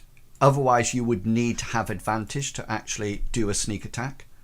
Okay, so yeah. As far as did you say it's control left click? I've targeted it for you, don't I? Right. Okay. I just wanted to see whether or not I could. Oh, you can do it. Hang on, I can do that. Right, have a go now. Is that done it? No. Got like an arrow. And then delete token, rotate. Right, control left click doesn't do anything. Oh, for me it does. If I'm on your character, can you see there's a little white arrow now? No, I don't have the white arrow anymore. Okay then. So yeah, you're targeting the. Right. I'll check on that later. Don't worry. Okay, so I just roll a normal. You just roll a normal to hit roll first, and it will automatically tell us whether or not you've hit. Did you do anything? No. Are you picking up the right part of the? There you go. So that's a 1 that you hit with. So that's an automatic miss. no matter what. So ones are always, it's like a fumble, it's automatically misses. 20 automatically hit, but you also, on a natural 20, you get double damage for it. So yeah, so that's a miss. Anything else? Bonus action or anything? What's classed as a bonus? It would tell you. So everything that you've got will say. So can you see cunning action? Starting at second level, your quick thinking and agility allows you to move and act quickly. You can take a bonus action on each of your turns in combat. This action can be used only to take dash, disengage, or hide. Right. Okay. No, nothing then. Okay then, cool. Oh right, yes, well he'll use his cunning action, and he wants to sort of like disengage for it, and see whether or not he can. So just move yourself one square away. Whether or not he can sort of like get, or even get behind the pedestal. Yeah, you can't get behind the pedestals, but you're fine there. Okay then. So this is Gargoyle 1. Which is yours. Gargoyle 1 is yours, Obadiah. So Gargoyle 1's disappeared as far as I'm concerned on my. Well, don't worry about it. Misses with its claws. It tries to shred you, and then we are down to. My next one's dead, because that's Gargoyle 2, which is dead, and then Felix, we're up to you.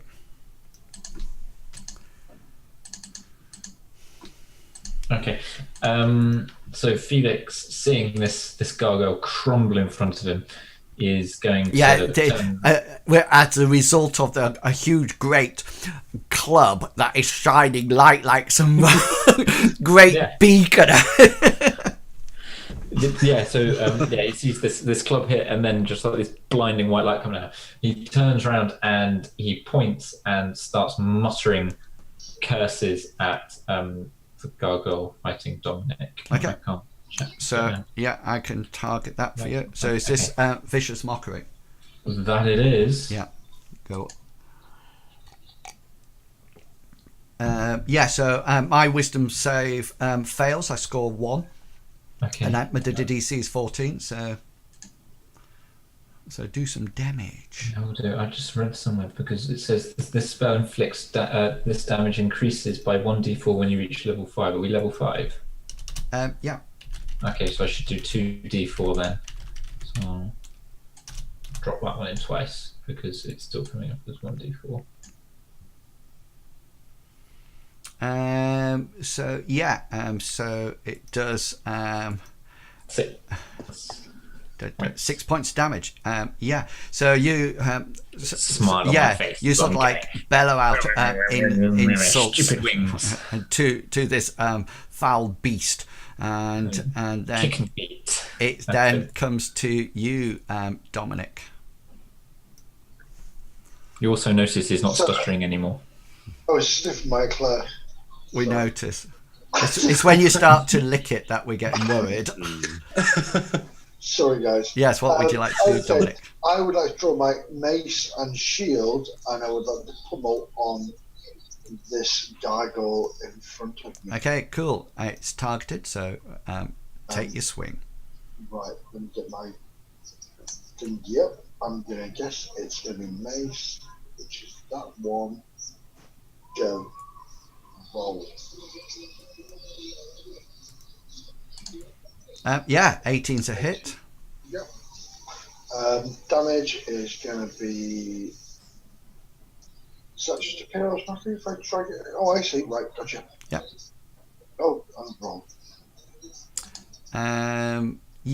So it takes some damage from that. And so is it a mace that you have? It's a mace, yeah. I'm giving literally.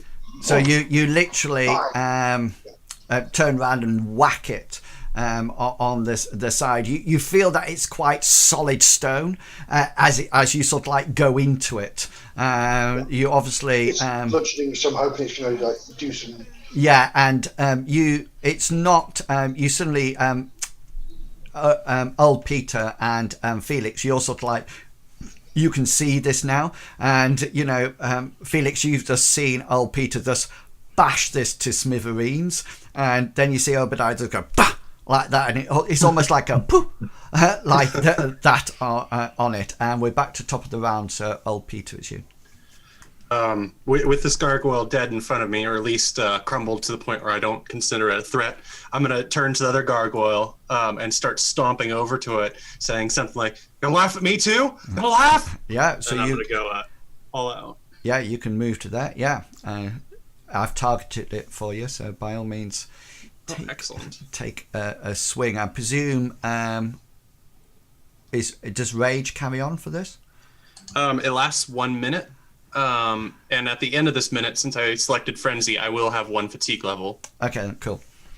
So let's see. Let's make sure we do this correctly this time. So let's do the first roll. I'm using the bonus action to get a third attack, of course. Yeah.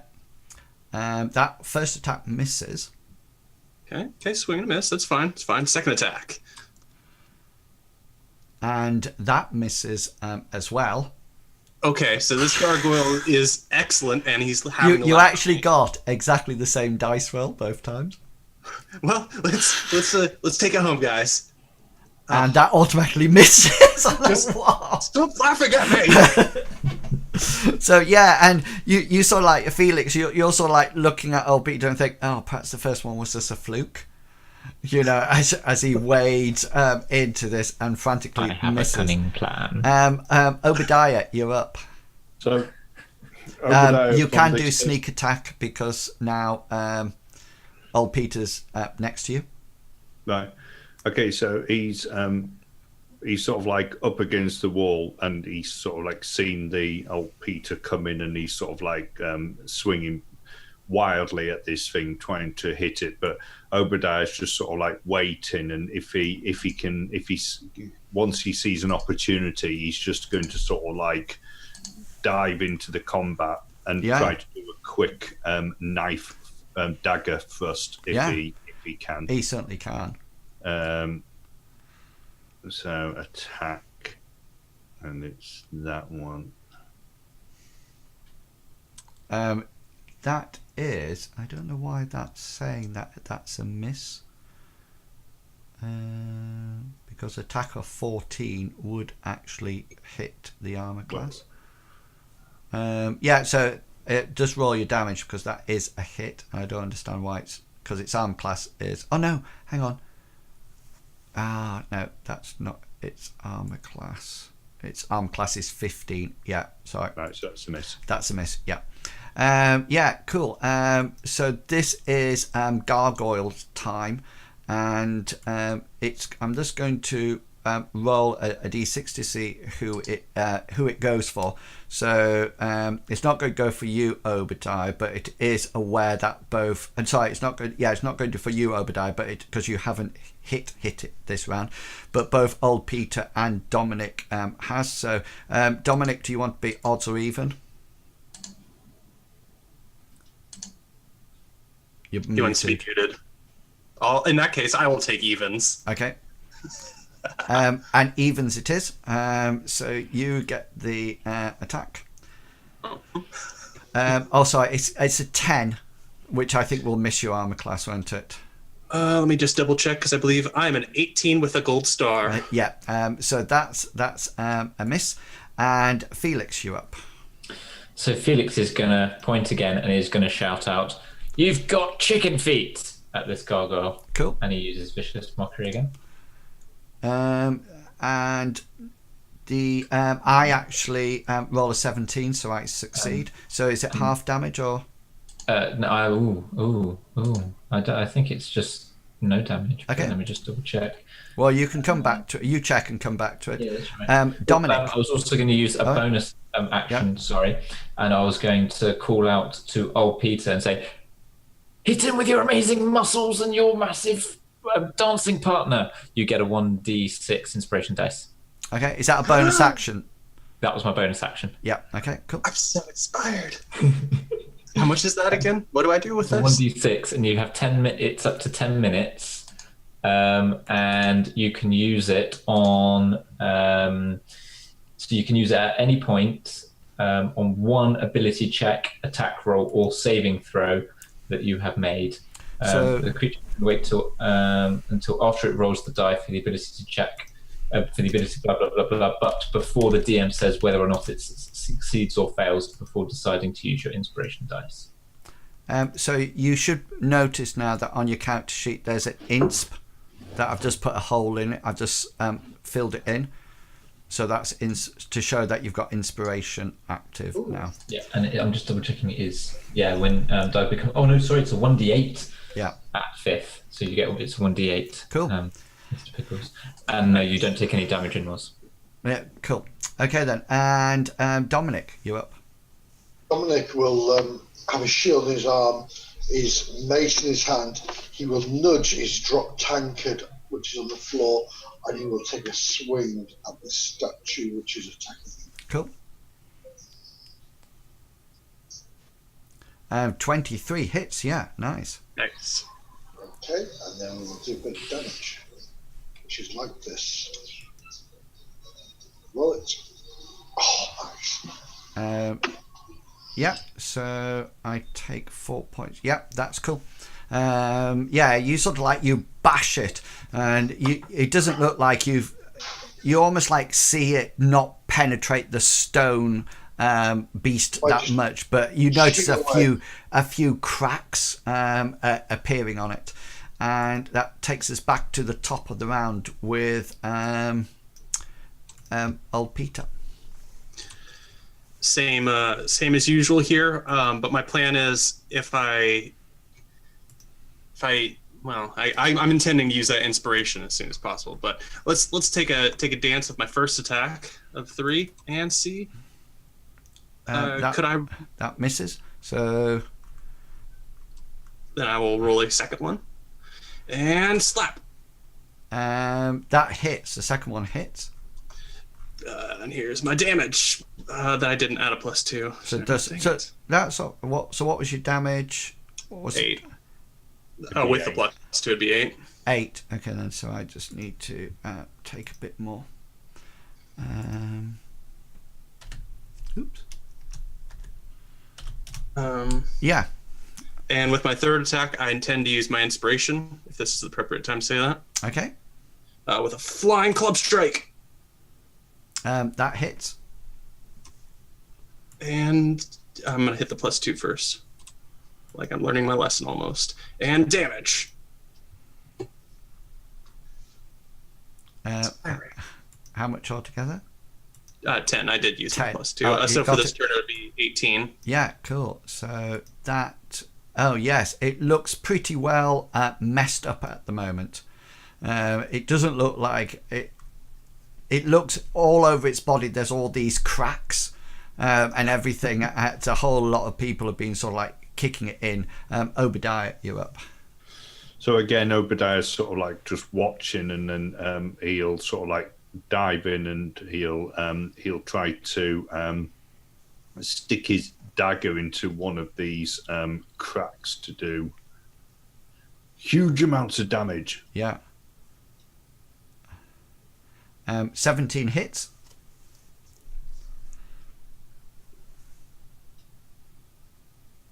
Is that with your sneak attack? No, I don't think I could do sneak attack anymore because it was too close. No, you can only sneak attack if you have advantage, or Right. if you're within 5 foot of somebody else, you don't need to have advantage. I'm sure that's what it. Let me Right. just check. Once per turn, you can deal. Oh yes, once per turn. That would be the thing that will stop it, because we're still in rounds till we have 10 rounds. That hits the gargoyle, but it doesn't look like it's out yet. It's still got a bit of kick in it. It scores a 1 this time, so it's going to go for Dominic, sorry, who's just gone AFK. Gets a 1 and automatically misses. And then Felix, you're up. So Felix is dancing on the spot at the moment and saying, "You're falling to bits, you're falling to bits, you're falling," and he casts Vicious Mockery. And I fail, so I need some damage. So that's 2 sets of D4. So that's 5 points. He's like dancing on the spot, going, "You're falling to pieces. You're falling to pieces. You're falling to pieces. You're worthless." Yeah, and that actually, you sort of like hit it again and again, and that actually brings. Oops, if I can click the right button. That actually kills that that beast. And Felix lets out a whoop of joy, going, "Woohoo! I got it! Yes! It fell to pieces. It fell to pieces." You're also noticing he's not stuttering anymore. He's going, "You fell to pieces. It fell to pieces."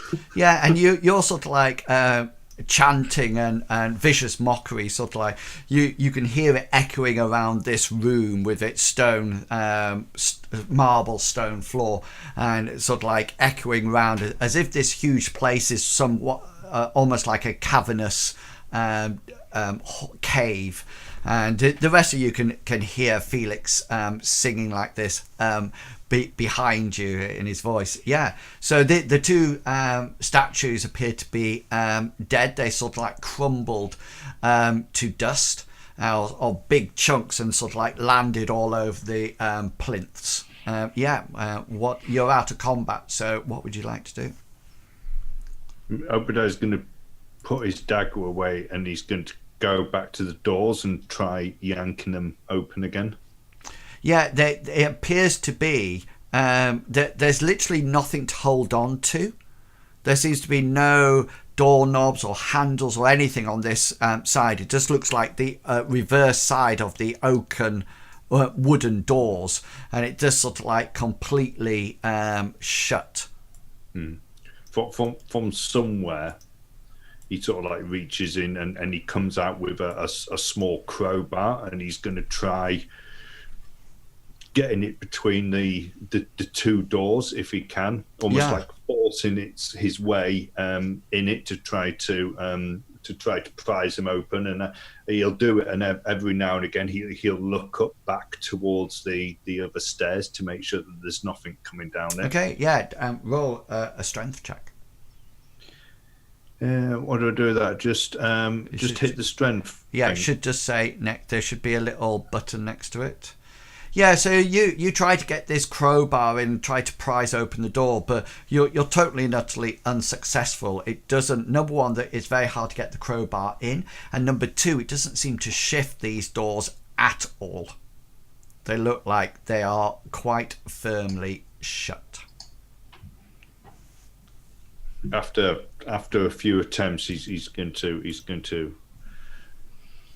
give up. Cool. Yeah. What about the rest of you? What would you like to do? Well, Dominic's a little bit very what's just happened, and he knows about.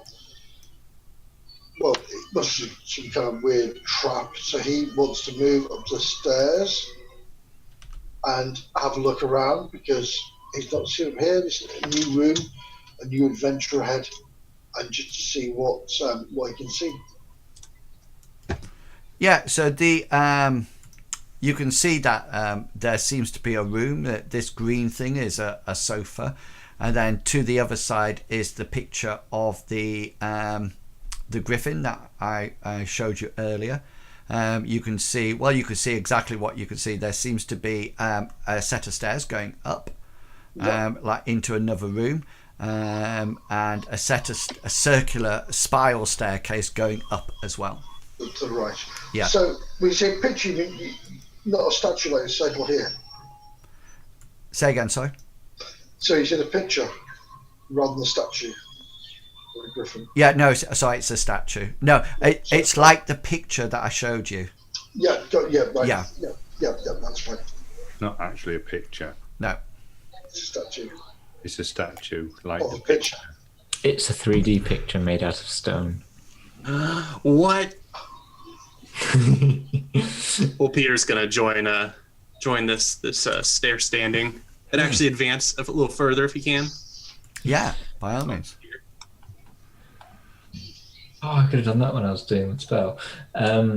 Felix is carrying on up the stairs. He's sort of like standing next to Peter. Oh, Peter. Yeah. Just let me show you a bit more of this this other room.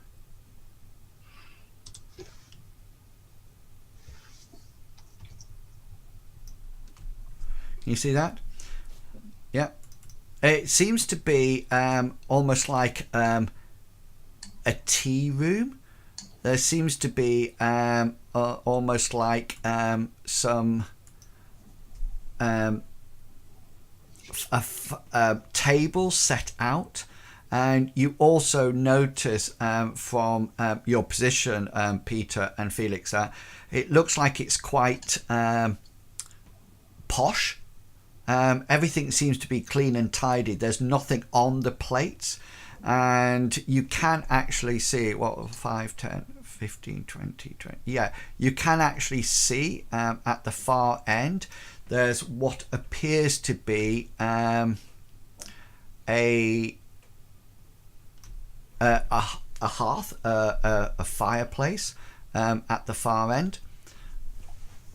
And almost like to complete the eloquence of this room, there seems to be a huge crystal glass chandelier. It seems to have a very sturdy chain that's taken it up to the ceiling high above, and it's not low, but it's low enough for you to see that it looks extremely clean. It doesn't have any covers over it or anything, and it's got places that would actually have for candles to go in. There are candles on it, as if you could light it, but several of them they're not brand new. You can see that they've been burnt down a bit, but apart from that, there's no fire in the in the room at all.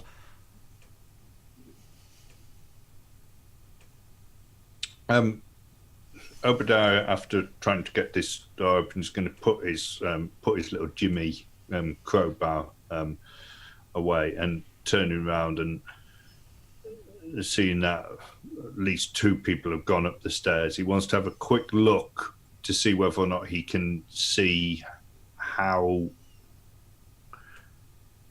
these statues were brought to life, whether or not something was triggered. Oh, what are you looking for? Tripwires, maybe a flag on one of the bits of marble that goes down, or so it's a solid. It looks like it's a solid sheet of marble, but you can check for. You could spend some time if you wish, going around pressing. Well, as things. long as if he sees that somebody's still on the stairs, he's going to do that. Okay, so roll an investigation check. What's the rest of you? What do you want to do? Well, seeing everybody else moving forward, I will stand behind. I will stand behind Felix, and I will always be behind Felix as he's my meat shield. Yeah. I'm not very meaty, by the way. I'm quite willowy. I'm better meat over here. You'd almost think I'd fall over in a strong wind. Or fly on my cape. Old Peter's gonna make his way into this main room here. The goal is to be about here if I can. Look up at the chandelier, get a closer look around the room. Yeah. What's Obadiah and Felix? Are you entering as well, or are you going to stay? Once I've gone. Sorry. Felix and Dominic, I meant. Sorry. Yep. Sorry. Oh my God. Right. Yes. Dominic will be following behind old Peter. Yeah. So pop yourself where you're going to be, and what about you, Felix? Felix is looking at this statue now. Okay. Admiring this one. Cool. Going, oh, it's got a nice beak, and those feathers are really nice. I have to remember those for my song later. Okay, so and then he goes, yeah. I hope it doesn't come alive. and takes a half step back. Okay, so Obadiah, you spend some time sort of like checking for tripwires and things like that. There seems to be no tripwires in the place, or if there were, they've been snagged already because of the movement around, and it would have probably collapsed back, been pulled back because they were held by tension. There seems to be no loose flagstones on the marble floor at all. If anything, it almost looks like one sheet of marble, one huge block of marble, all nice and shiny. Felix, can you just roll? Are you touching the griffin or just looking at it? He's just looking at it at the moment. Okay, then, so roll a perception roll for me. And Dominic and Peter, you sort of like walk into this room, and as you walk into the room, the fireplace at the far end goes whoosh, and there seems to be a fire now burning in the hearth at the far end of the room, and you suddenly notice that on all the tables there appears to be some kind of tea set, and there seems to be some kind of teapot. It looks like they're china, and there are cups and little saucers and side plates, and they just as you sort of like enter in, it just sort of like fills up all these tables, and the chairs are just where they are, but the fire lights up and all these things come into existence. So Peter and Dominic, what would you like to do? It looks like they're expecting us. Yeah, this boy must be real polite to have left out all this stuff for us. Fire. Yeah. Except I don't think it was him at all. It just seems like the house is like welcoming us in here, doesn't it? I don't think the houses can do that either. But let me have a think what I can do. It might be a demon possessing the house. If you know how to rid those.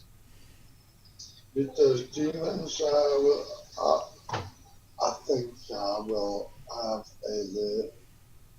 Why am I going to a certain drown? I don't know. Right, okay. No, I can't. No, that's fine. I will just take note of what's going on. Sorry, and ponder. Okay then, back to you then, Obadiah. What would you like to do? So Obadiah, after checking to see whether or not he can find out what might have caused these statues to come alive, he's going to, dagger in hand, he's going to head up the stairs, but almost like keeping to the wall. Are there any pictures or anything on them? No, not at all. It just seems to be like this dark wooden panelling. He's going to give Felix a wide berth, and he's going to come round into this room. Okay, cool. Are there any pictures on these walls? No, it just seems to have this. It's almost like mahogany wood panelling around the walls. Okay. Yeah, Felix, what would you like to do? You've been sat admiring this statue. So Felix, hearing all this commotion going on in the tea hall, is going to walk very quickly and quite eagerly over, and he's going to stop in front of one of these tables, and he's going to look at this like tea set, and then he's going to go, and then he's going to pause for a second, and then he's going to pick up a teacup, and he wants to start looking at it. Yeah, so you reach down to pick up a teacup, but you can't seem to pick it up. It seems to be totally intangible. You just sort of like reach with it with your hand, and your hand literally goes straight through the teacup, and you sort of like come out the other end with nothing in your hand at all, and you just sort of like go like that with it. And he goes, huh. And then he sort of like whips his hand backwards and forwards, and then he's going to try all of them, like with a completely puzzled expression on his face. Everything on Yeah, all three tables. No, everything on the table in front of him. Yeah, you can just All put the your different whole. things. You can put your Yeah, whole like the arm forearm through. Yeah, probably or something. yeah, and they're all the same. And then he's gonna turn to Obadiah and go, I don't think you can pinch these, even if you wanted to. I'm not really interested in teacups. This is a just for everybody, because I don't think I said that. Can you see? There's another little set of stairs going down to the south, out of this room. Yeah. These ones. Oh, sorry, I tried to ping it then. Yeah, no, yeah, the ones to the south. Yeah. Yeah. Obadiah is going to make his way round the edge of the room again, and he wants to head to the fire. And as he's getting close to it, he's almost like he's still got his dagger in his hand, but he's almost like holding out his hand to see whether or not he can feel any. Yeah, you sort of like wander around there, but when you get there and finish your action, there's no heat actually coming from it. Peter and Dominic, what would you like to do? Peter is heading in this direction, Okay. heading up the stairs, going towards the middle of the room, with you to stop me when. Okay then. Yeah, that's cool. Felix and Dominic, can you please make me dexterity checks? Just something can.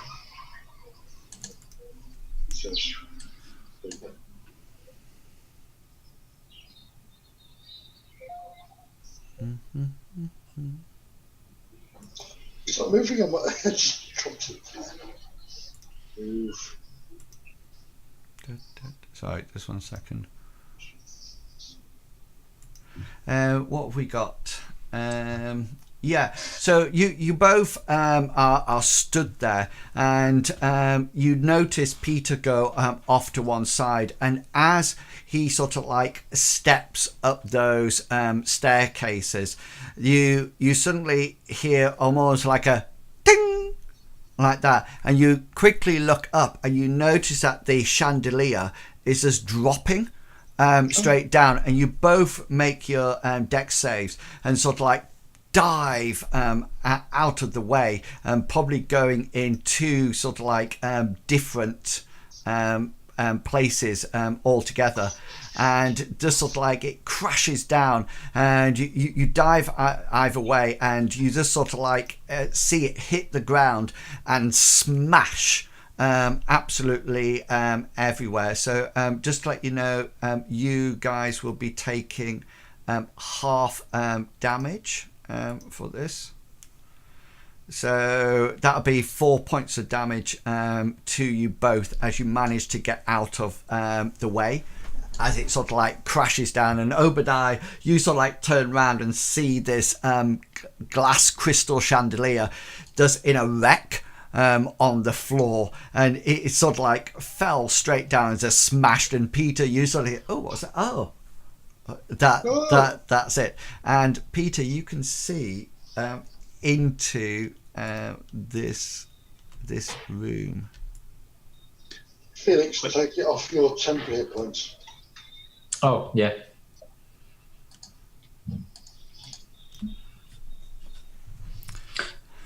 Can you see it? Yes. Okay, so just to let you know, you sort of like step into this room, and it appears to be a dining room.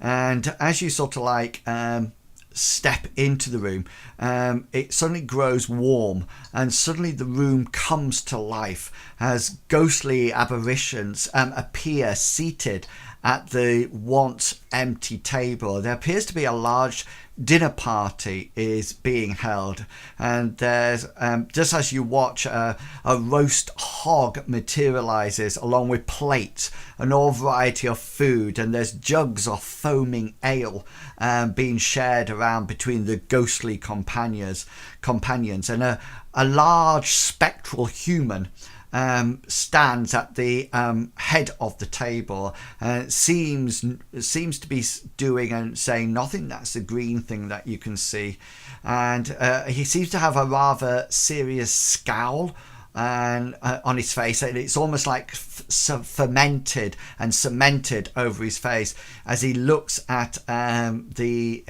his guests, almost like they seem to be enjoying themselves, but he certainly does not to be at all.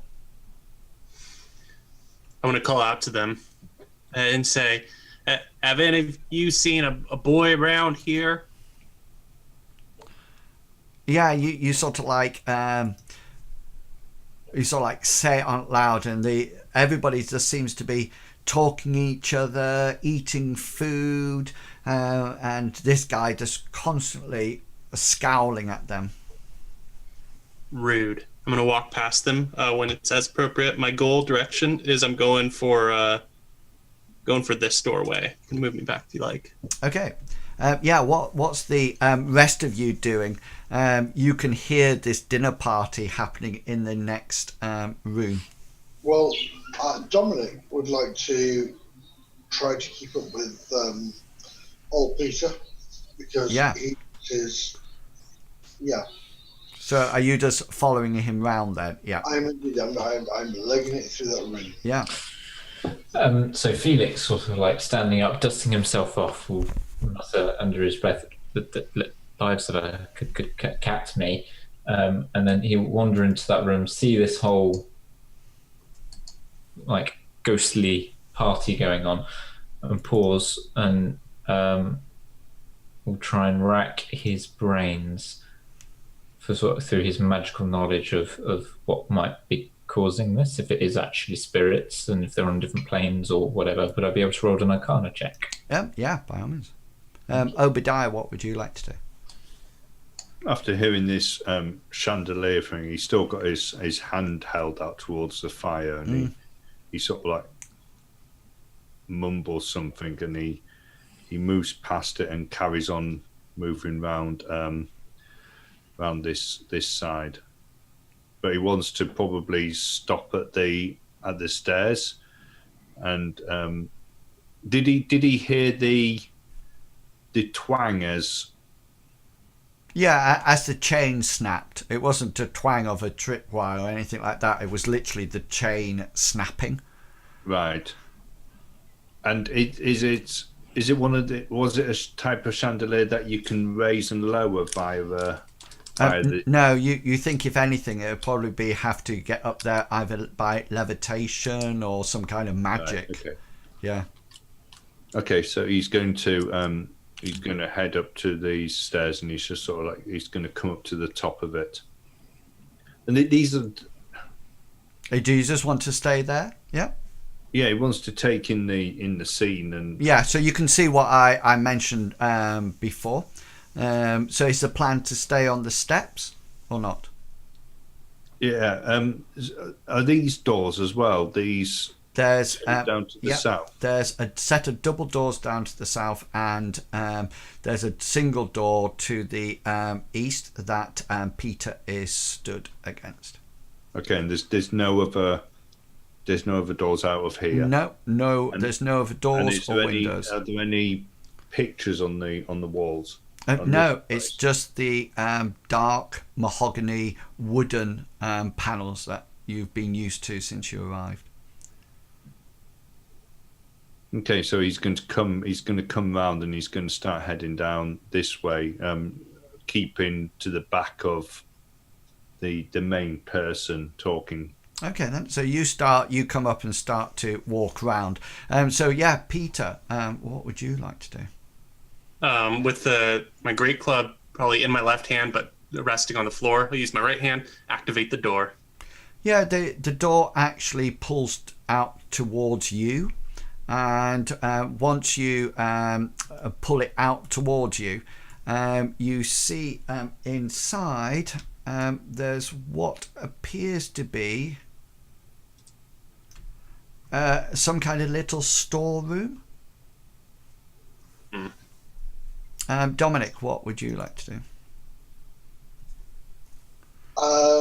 Dominic is still taking the surroundings of what's happening in the room while watching old Peter because he's his main priority at the moment, and he's going to watch the double doors below. So he's going to like a delay reaction if he can, and just he's going to just take in the what's going on around him. Okay, cool. Felix, what would you like to do? Has Felix got any other further knowledge from his Arcana check for the about what he can deduce? Yeah, from well, the spiritual thing? what you can deduce is that, I mean, you know, there's various talk about religion and souls and ghosts. You know that there's undead that exist, and but I mean these look quite transparent. So you think there might be ghosts? Okay. In which case he's going to wander over behind Obadiah, and he's going to be following Obadiah, and then going to go, what you doing? What am I doing? Yeah. Obadiah, where are you planning on stopping? Because of course, Felix is now right behind you, He's so following. you haven't actually stopped there. So I need to know where you're actually stopping. Well, it was interesting to see whether or not he can actually see right the way through this. Yeah, you can see through. The only thing that you can't see through is the table. That seems to be solid, and the chairs seem to be solid. Okay. He's going to continue moving round, keeping to the edge of the thing to these doors. Okay, so Felix will be right behind you as you come round. Yeah, and it's as you get to there that the scowling man stops scowling and turns to you all as a party. And you notice that the people at the desk, at the table, there's about 4 on either side, so 8 all in total. And they all sort of like turn to face all 3 of you. Peter, you only recognise that this is happening when the guy at the front actually says something, and he all of a sudden you notice that the whole room goes quiet. There's no talking, there's no laughter, and every ghost, for want of a better word, in the room turns round and are all facing at you 4, and the guy at the front, the scowler, the sober man, turns round and sort of like addresses you all 4 of you as a party, and says, "You should not be here." Why not? Leave this place. Obadiah wants to try the doors. Yeah, and as sure as you move, the ghosts, 8 and the guy in the front at the head of the table, just sort of like rush towards the party. Right, you need to roll some initiatives for me, please. Hang on, let me just refresh the combat tracker, if I can do that. Rest, initiative, effects. Can I just delete your initiatives? Yeah, there you go. So you should be able to roll your initiatives now.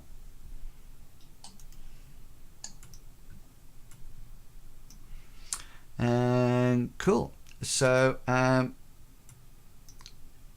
Obadiah, you're going first with your 19, yeah? Mm-hmm. So Obadiah wants to try to get through these doors. Yeah. Okay then. So what's the plan? Tell me what the plan is. Have they got door handles? Yes, they do look like they've got door. You think they probably push inwards? Okay, so the closest one to him. So the one back where he stood, he's going to. He's got his dagger in one hand, but the other hand he's going to grab hold the door handle, turn it, and sort of like lean into it to see whether or not it opens. Yeah, so you sort of like lean into the doorway, and the doorway opens. I'll tell you exactly what you see in a second. So, Peter, you are up. I'm going to step forward about like a step like that, get into a proper square, and swing at them with my great club as soon as one of those ghosts come close to touching me or my friends. Okay, got you. And why is that saying 4? Got to distract Dominic.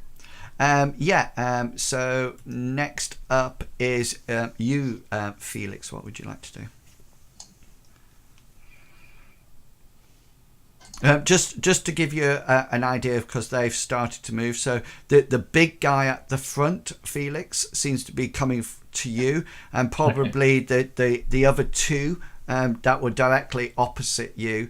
It looks like the next two are coming across the table, heading towards you, Obadiah. You sort of like look around and see them.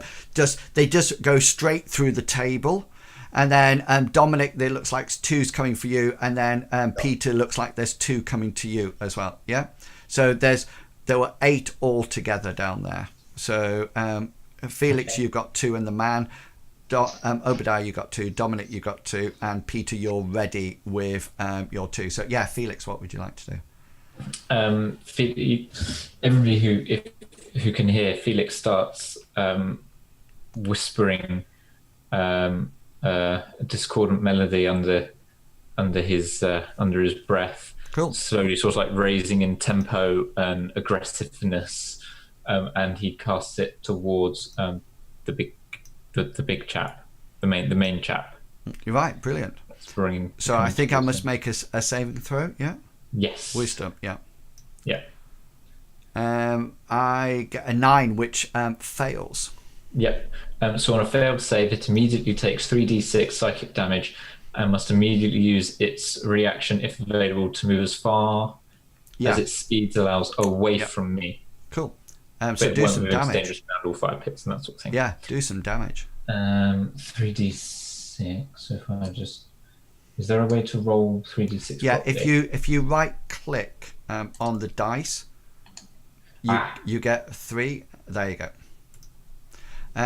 So 10 points of damage as this creature moves to you. It sort of like seems to come before you. It doesn't. You'll get to know what it does at its round. And Dominic. Seeing these creatures come towards him, all of them coming forward, he grabs his talisman and he says, "Protect me," and he channels divinity to turn them dead and force them away from him. Cool. Which is going to be, how do I do for some of this?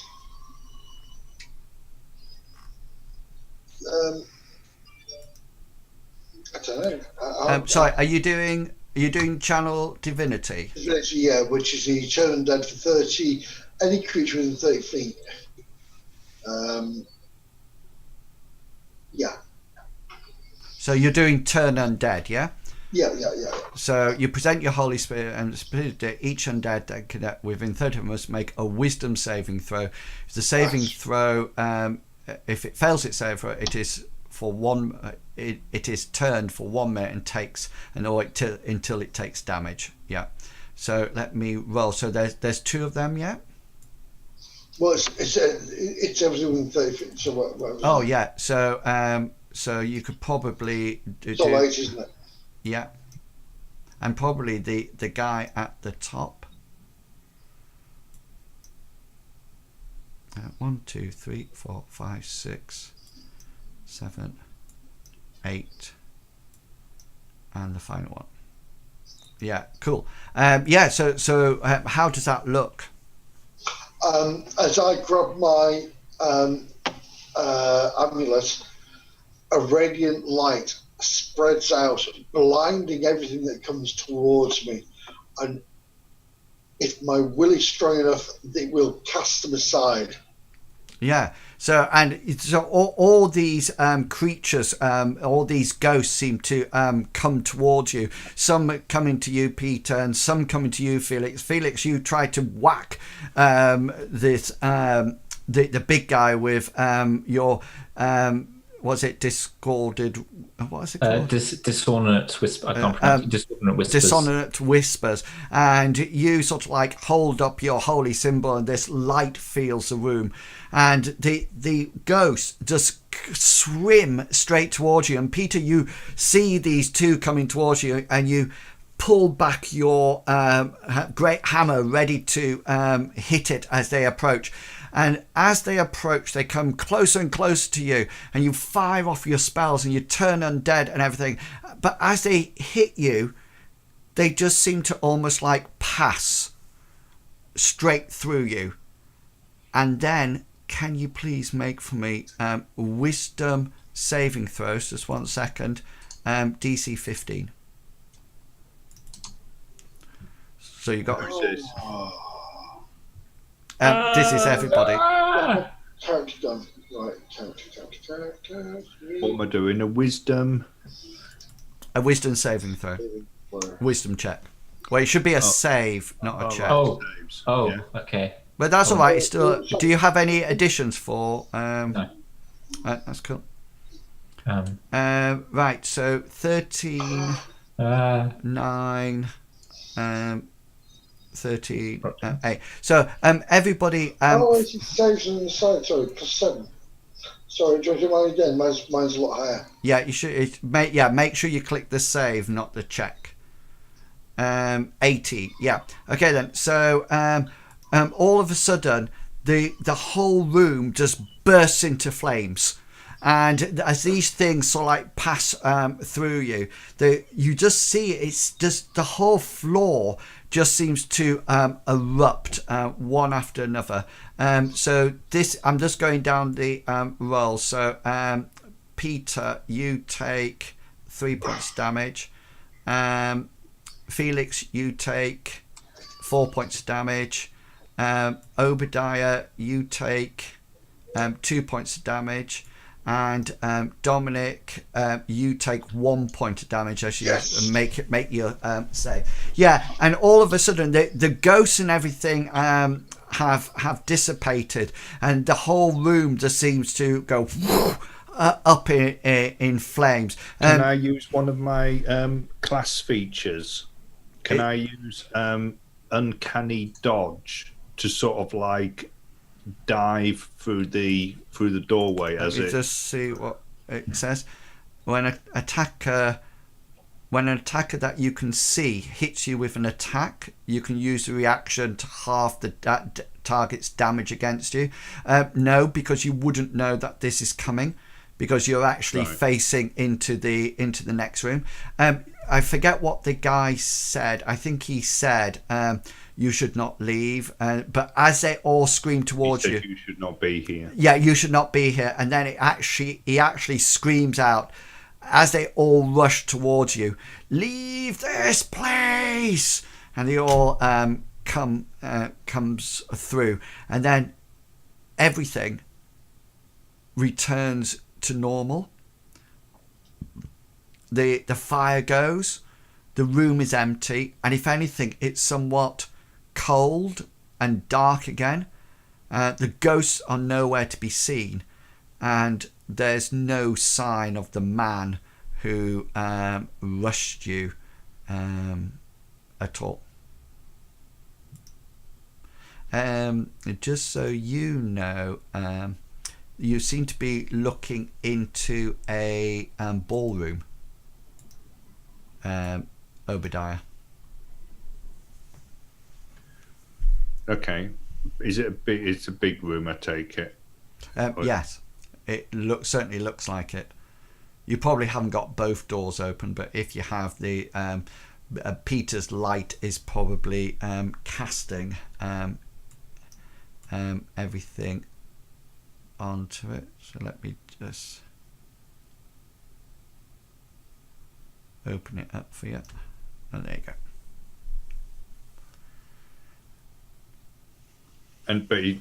Can you see any other exits from here? No. Yeah, over to the east side. Can you see that curve? It looks like there's shuttered windows. They seem to be floor to ceiling, almost like as if they might pull back, almost like concertinaed in concertinaed. Mm-hmm. But you can't see what's beyond them. The slats are actually down. Okay, he's going to turn around to the others and say, "Is this actually worth 10 gold pieces?" I'm getting a magic item that's going to win the heart of a fair maiden. So yes, I think so. I'm going to continue on into that room, if I can, aggressively to about here's my goal. Okay, and then as you enter through the large double doors, a large room appears before you. You also notice in the middle of the room is another one of these huge chandeliers that you saw in the tea room. It's just sort of like hanging, but high from the ceiling. And there seems to be an old dance floor which stretches before you. And to the far side, there's these large slatted folding doors that appears to be going out onto the eastern wall. I was going to say the same. I'm going to be moving myself because Peter's moved to his side. Okay. Yes, yeah. I'm here for. Well, I thought I was here for the coin. Well, not the coin, but for the items. But I'm more intrigued about what's happened before and why this house is like this house is. Okay, Obadiah, what would you like to do? Obadiah's going to say, "I don't think he came this way. We should try up." why don't you try up and we'll catch up with you after we've cleared the first floor. With spend less time in this awful place. Felix, what would you like to do?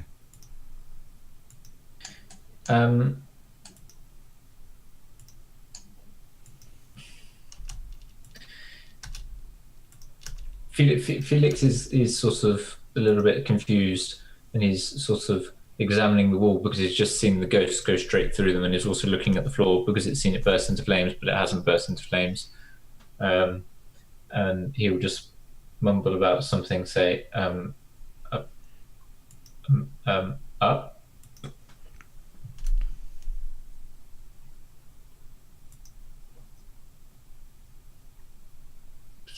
Yeah, up. I personally think we should clear this floor and then go up. I mean, let's face it, guys, that I don't want to sleep by my arse and go upstairs. I've seen lots of parties die. What do you mean clear the floor? There's no doors. There's only upwards. Where's the stairs? Have I missed Nothing here. I thought I heard Inwell say that there was a pair of double doors in this ballroom. Yeah, the whole eastern wall, that whole curved wall, seems to have some type of shutter that would actually almost like pull back, as if there would be like patio doors or something like that. Oh. Well, yeah, I guess we could go upstairs then. Oh, shit.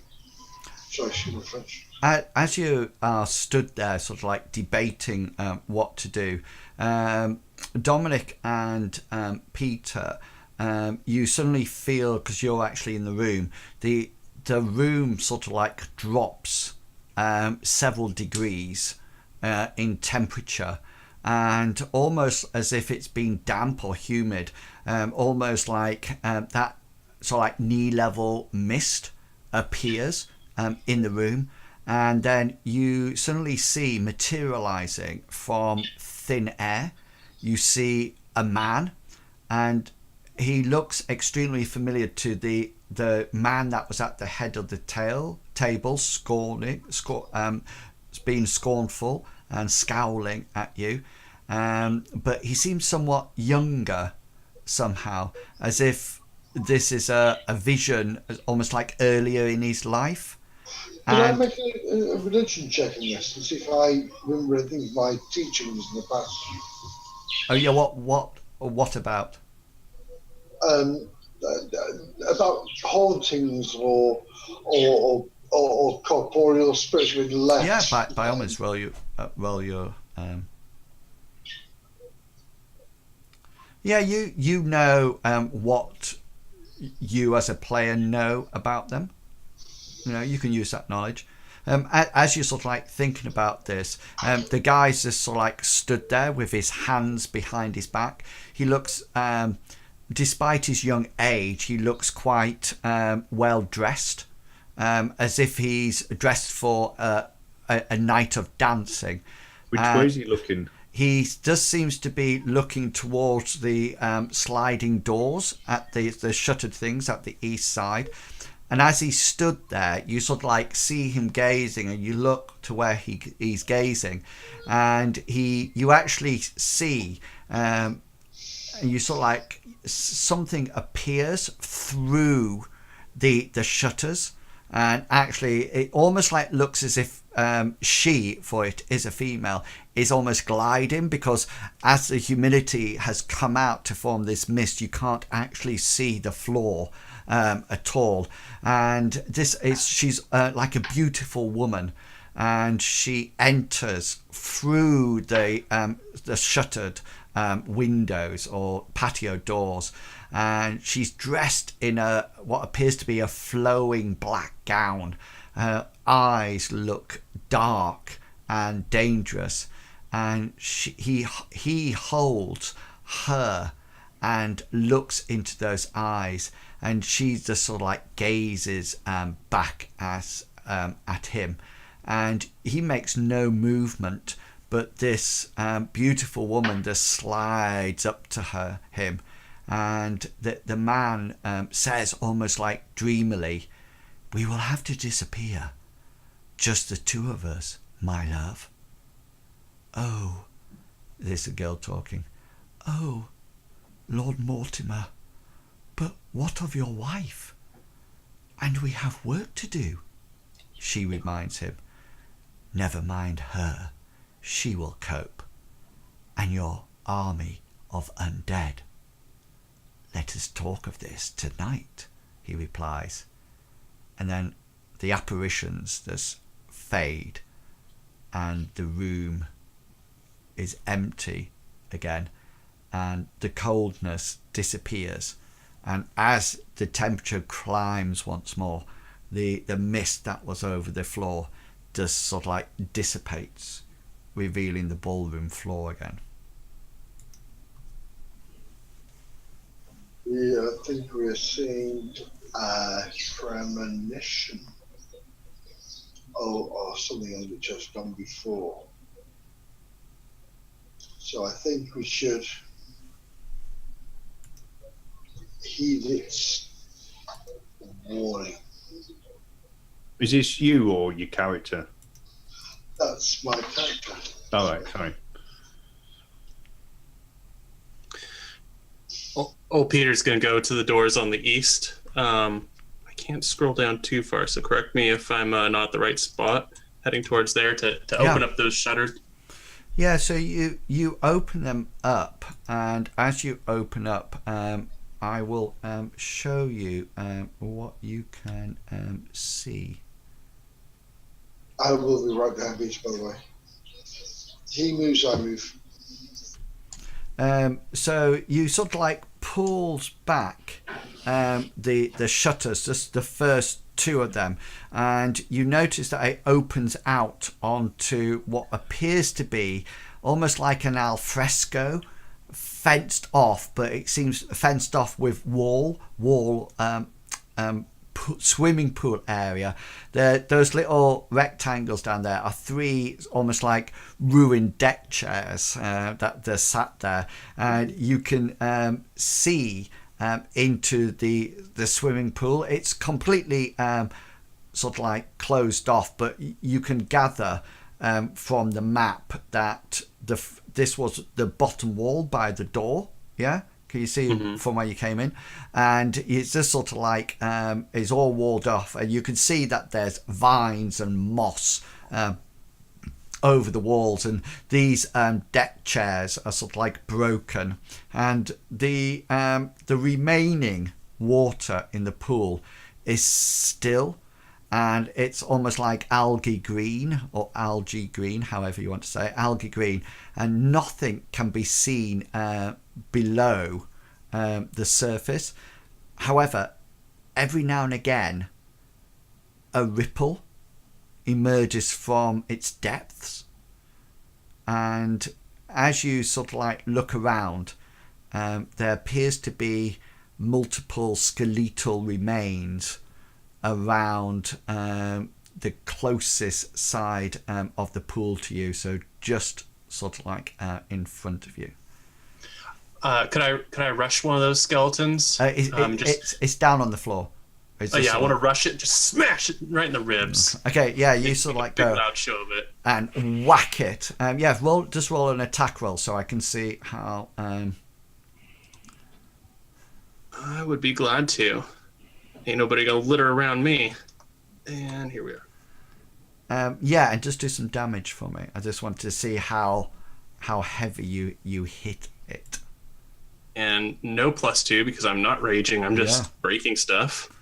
Yeah, you sort of like go bash, and it's a bludgeoning weapon as well. It just sort of like sends these bones sort of like absolutely everywhere. You're sort of like there now, yeah, as you stepped up to it. And there's something that you suddenly see as you sort of like step on the side. On the other side of the pool, directly opposite you, okay, so directly in this sort of like 5 foot bit, directly opposite, you see that there appears on the ground like a bejeweled, gleaming sword. It looks like it's some kind of, from this, it's either a 1.5-handed or 2-handed sword. You notice that it's out of its scabbard. Its scabbard lies there as well, and you can see from the light of your torch, your light spell, over the opposite side. All the hilt is almost like finely made, and it looks like it's almost like being wrapped with gold thread.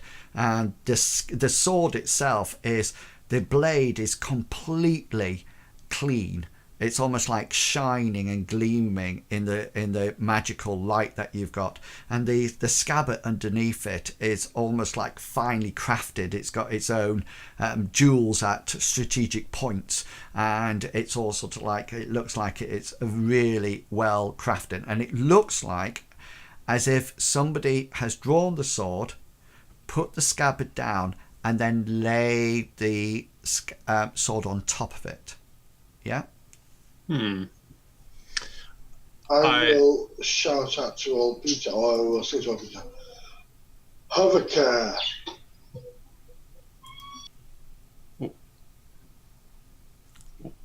Old Peter just stares at you, not understanding your command.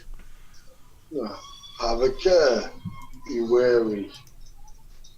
Something is not right here. Obadiah, what are you doing? Because you're still sort of like... Obadiah is sort of like stood in this doorway, and he's been sort of like looking backwards for the way that they came, and then he's looking back into the room as if trying to keep eyes on both ways, and until he sees that Felix is heading over to stand underneath the chandelier, and that then takes his attention. Okay, cool. And he almost like looks at Felix and then sort of like starts looking up at the ceiling. Yeah. Okay then. Right. So like Felix has walked in and is stood underneath the chandelier. Felix is looking in the middle of the room and he's just sort of like twirling around. So like in his head, he's miles away at the moment. He's thinking how amazing it would be to play at like a party here and be the bard and the musician and the entertainer at a big banquet ball. He's cool. And yeah. So what? Yeah, a bit scary. What would you like to do, Mr. Peter? Mr. Old Peter is going to fall for the trap, and he's going to go around the north side. North, as this map is oriented, to the opposite side to go pick up the blade and compare it to his dancing partner. Okay, so move yourself round there, and I'm going to move Dominic with you because he's not here, but I think his last will and testimony was to carry on behind. He's probably going to need to hold my dancing partner. Yeah. So that actually happens, and as you get round to the other side and you get close to the sword, you suddenly notice that the water is going like this, and there's a whole load of bubbles coming up again and again and again and again. And as you sort of like see this, I'm just going to try something. I'm just going to delete you from the combat tracker, and then I think I can add you again. Drag piece. Yeah, right. And what happens then is that all of a sudden, almost like coming out of the oh, I've lost Peter. Hang on, I'll put you back. Sorry, my fault. Coming out of the water, suddenly emerges what appears to be a huge circular ball of like a sphere that's all covered in this sludge and weed. And as it comes out, you notice that it's got several separate stalks on its head that sort of like almost like detach itself and pull away from the weed and sort of like open its blinking eyes and start to scan around. And you suddenly notice that coming out of the pool comes what appears to be a huge beholder. Oh! And would you like to make some initiatives, please? No, it's Beholder.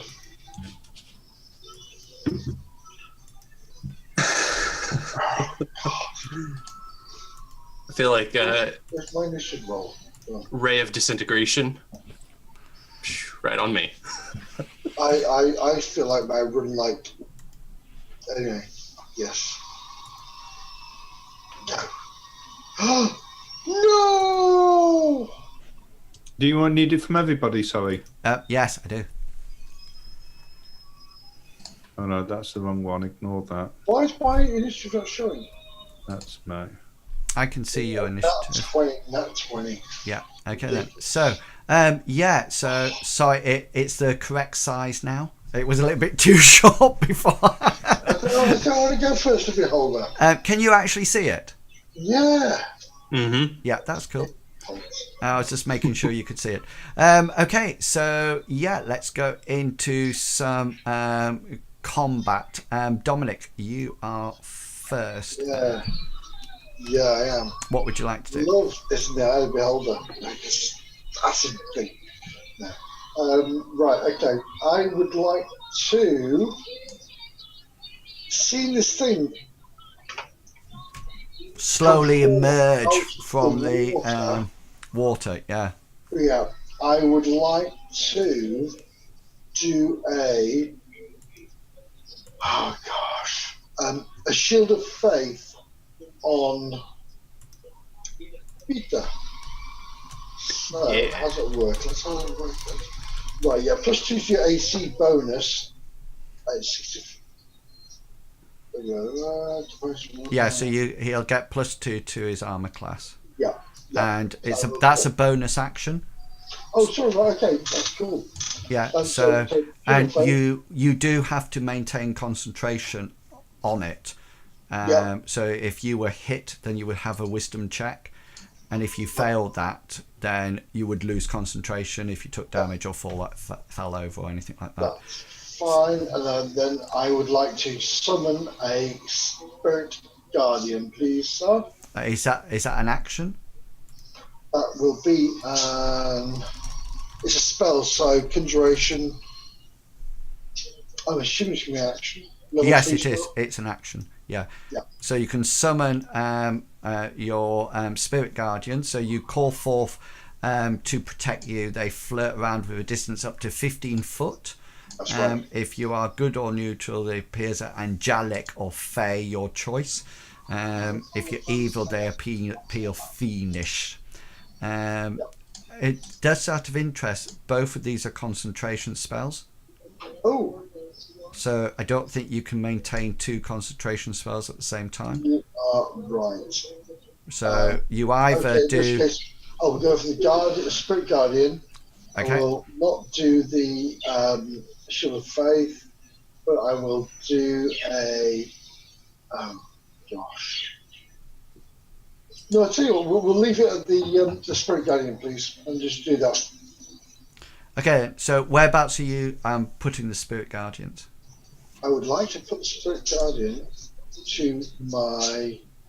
What? Do you want them on the beholder or not? No, just to the right of the beholder. So I can't blink, can I? Just put your token where you want them to be. Yeah. Okay. So and the area of effect of it is it's 50. It's from you in 15-foot radius. Yeah. So it is going to get. The range is south, so they appear around you. Yeah. In a 15-foot radius. So you stay here, and they appear around you. So anything moves into it, or which the beholder is actually in it now. So it's halved its area, and when the creature enters there for the first time or starts its turn, it must make a wisdom saving throw. So let me just do a wisdom saving throw. Saving throw. 15. What's your DC of your spell? The DC of my spell is, he says, looking now. Spirit Guardian is DC.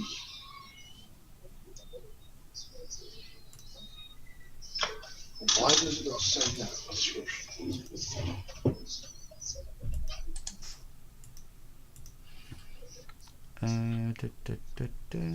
It doesn't say, sorry.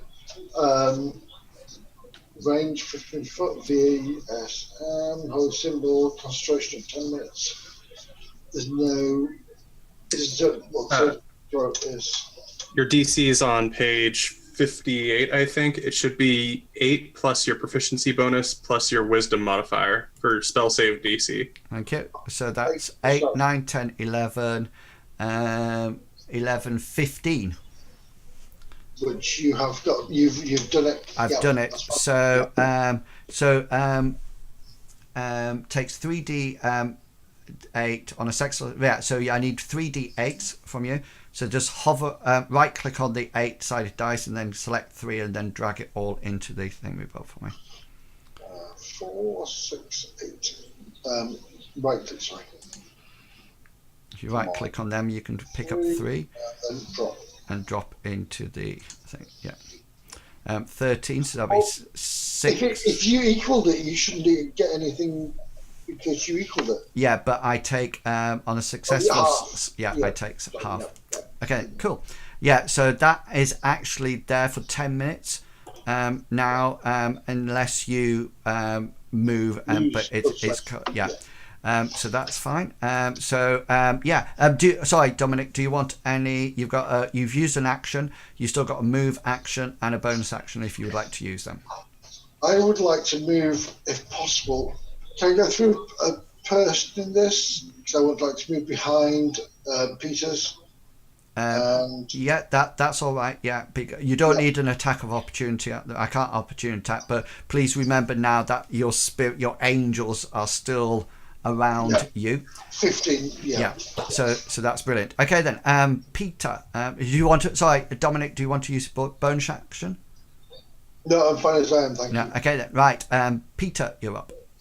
I'm going to use my bonus action to fly into a raging frenzy of death and blood.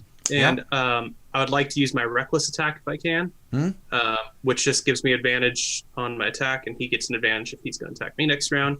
Yeah. I'm going to move forward, hopefully kind of with like a charging swing with my great club. That will put you in the water. I'm willing to get a little bit soggy. Okay then, so you dive into the water. Well, you step into the water. Yeah, go for it. And I only get 2 attacks, but the first one has advantage, so I'm click advantage. Just 1 second. Let me just make sure that I've. There you go. Yeah, I'm targeted. Oh yeah, good call. I forgot about that. Okay, so advantage on the first attack. Rolling. Yeah, so that's a hit with a 23. Oh, nice. And then +2 on damage because I'm raging. Okay. And I've hit that, so it should just come up normal. Wow. 6 points damage, yeah. Not great damage. Okay, and then I only have 1 more attack since I didn't use my bonus action, so this is not with advantage. That's a hit. Oh, nice. And then a +2 on damage, rolling here. Pa-pow, pa-pow, swing! 9 points damage, yeah. Nice. So we are now... anything else that you would like to do? No, just mutter about this giant blob in the water. Okay, Felix, you're up. So Felix is going to, first of all, use his move action to move up to each block. Each square is 5, isn't it? It certainly is, yeah. So that's 5, 10, 15, 20. So he's going to move up to sort of like the doorway-ish. Yeah, so you stood at the threshold. So standing in the doorway. And then he's going to look at this creature, draw a little bit of blood out of his hand, flick the blood on the floor, and cast Bane. Okay, cool. Hang on, just let me... I'm only choosing 1 creature, because I can choose up to 3. Yeah, and then you've got them targeted now.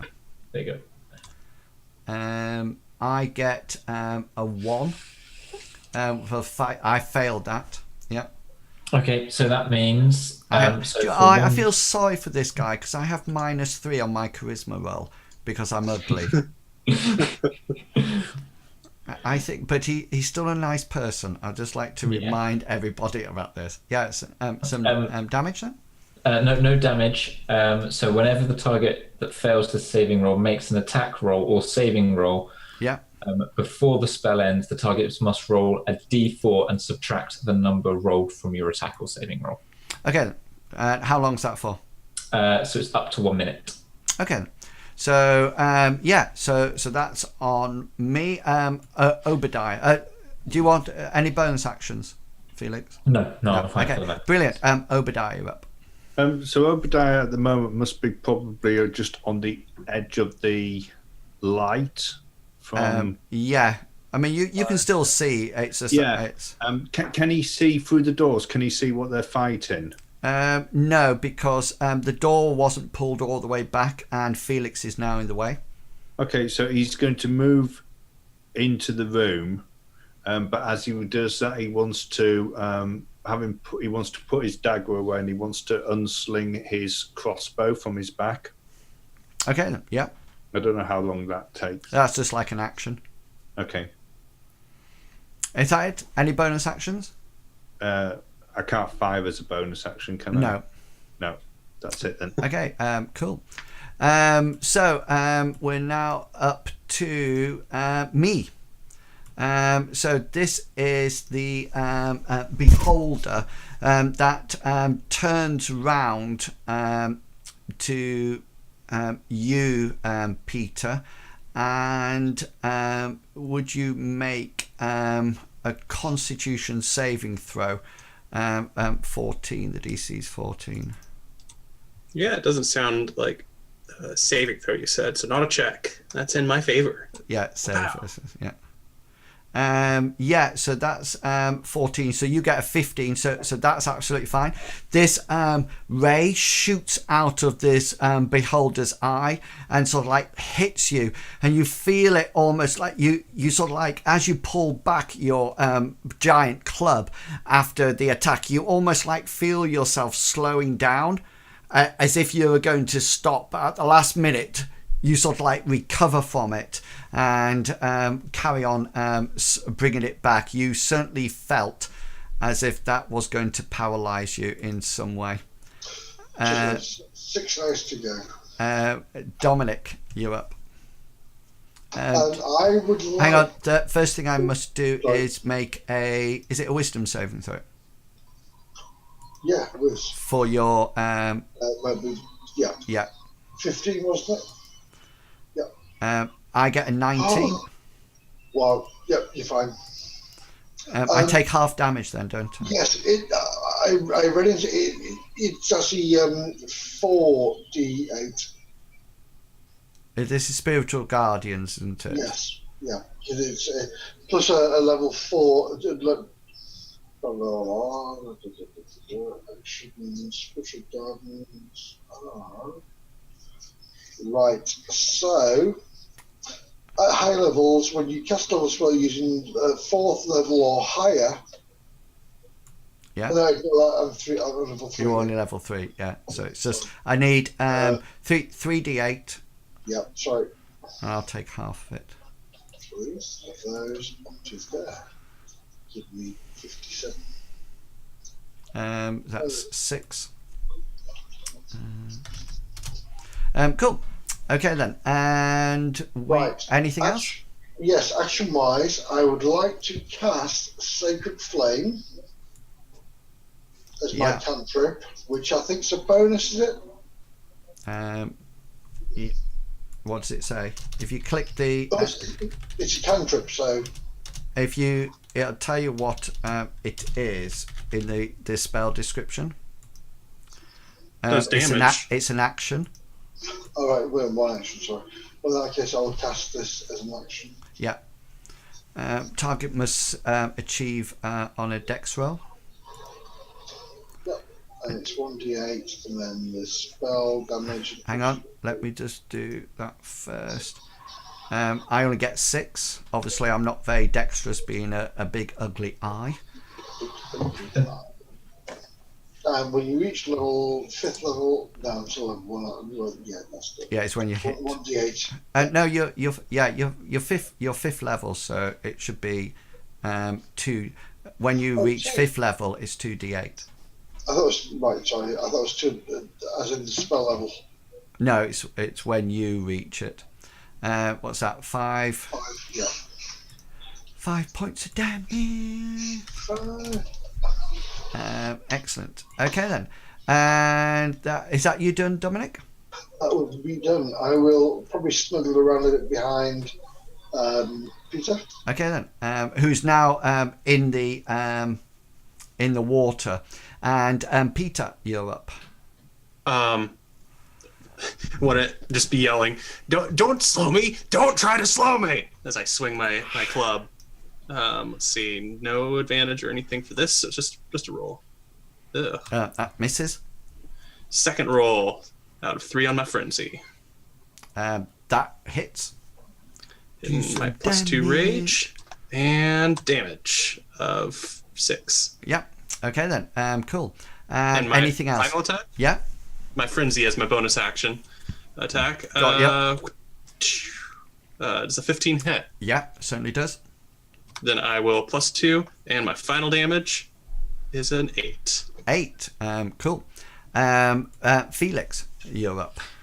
I'm just going to maintain my Bane spell. Okay. Do I take any more damage from it? No, you don't take any damage at all, but every time you either roll to attack or roll for a saving throw, you need to roll a d4 and sub that from your roll, the roll you're about to make. That's it. Cool. Obadiah, you're up. Does loading take X amount of things, or is it just one turn? You just load via a bonus action. You can just fire every time, I think. All right, I shall. He'll level his crossbow at this big floaty spear thing and fire. Yeah. Is that okay? Yeah. Hang on. I'm just making sure that you are targeting it. All right. Yeah. There you go. Shall I pick the dice up? I'll pick the dice up and do it again, just in case. No, I don't think it rolled the first time, but you hit on that one. Yeah.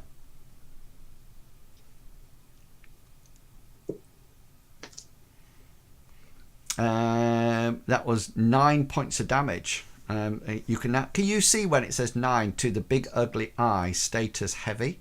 Yes. So can you see the little icon on him down at the bottom right hand corner is now yellow? Oh yeah. It used to be green, and now it's gone down to yellow. Which one?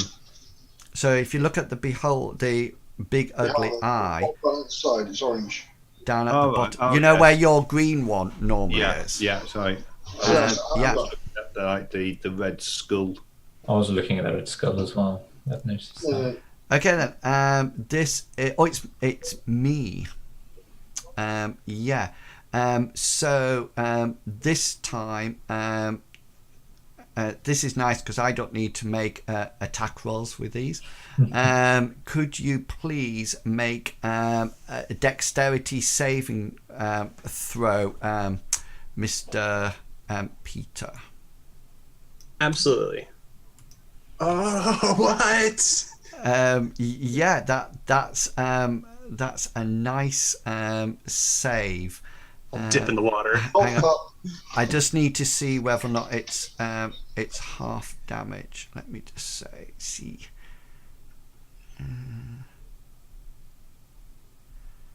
It must succeed. So it doesn't actually say anything about half damage or anything, but so all of a sudden this beam of light shoots from the eye of this ugly eye, and you actually sort of like manage to move out the way at the last moment as the beam of eye from the eye goes straight into the outside wall, and you just notice a circle exactly the same size of the beam just dissolve and fade away into dust, as if it's completely and utterly disintegrated it. And you can actually see outside now. Cool. Well, I think it's cool. Oh yeah. Round 3, Dominic. Right, Dominic will now summon his spiritual weapon, which is bonus action. Yeah, does it require concentration? No, it's Cool. lasts 1 minute. It's 60-foot range. Yeah. And it does a 1d8 plus my spellcaster ability modifier damage.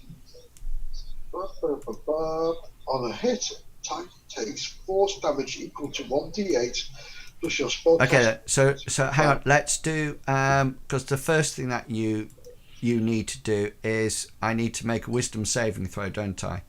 Right, 1 second. It's a level. No, I need to because you. Well, I was going to say it's level 2 spell, but I'd like to try and cast a level 3, which when you cast a spell using this slot, level 3 or higher, the damage increases 1d8 for every 2 level slots. No, ignore that. Yeah. So hang on a minute. Because aren't your spiritual guardians still around? Yes. Yeah. So is that a wisdom saving throw? That's a wisdom saving throw, Yeah. yes. Yeah. Okay. So I get a 16. Don't forget in the rules, you Yeah, need you've to got that. roll. Yeah. Sorry. You need to roll a 1d4 and subtract that from your 16 for my Okay. bane. Oh, sorry. Oh, That'll be a 12. that's a fail. Okay, so roll 3d8s, isn't it? Yes. Because I'm still in the effect. Which is 12. 12. Yeah.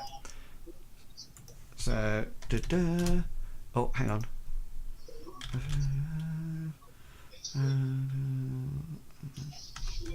Yeah. Okay. Now you're doing spiritual weapon. Yeah.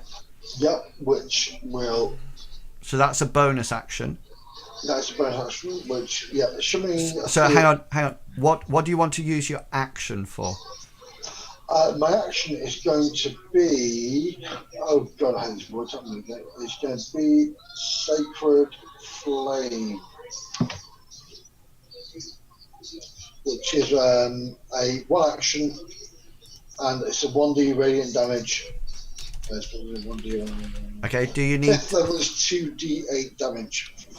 So yeah. The first thing is Sacred Flame. Yeah. So that's your action, and descends on the creature. Target must achieve with a dex roll.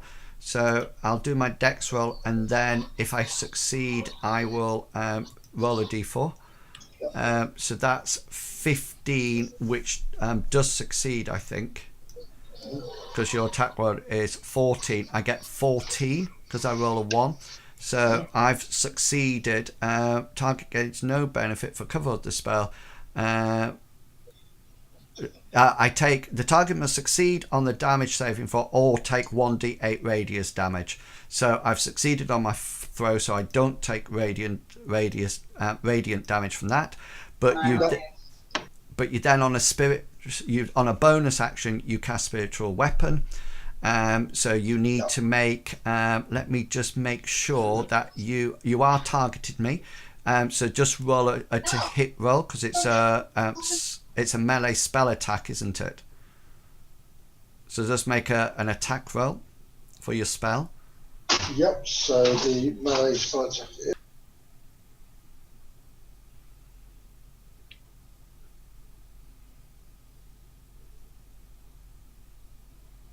If you're talking Medivac, you're muted. Sorry. 20 high levels. 1d8 plus every 2 slots above second level, so that's just 1d8, sorry. Okay.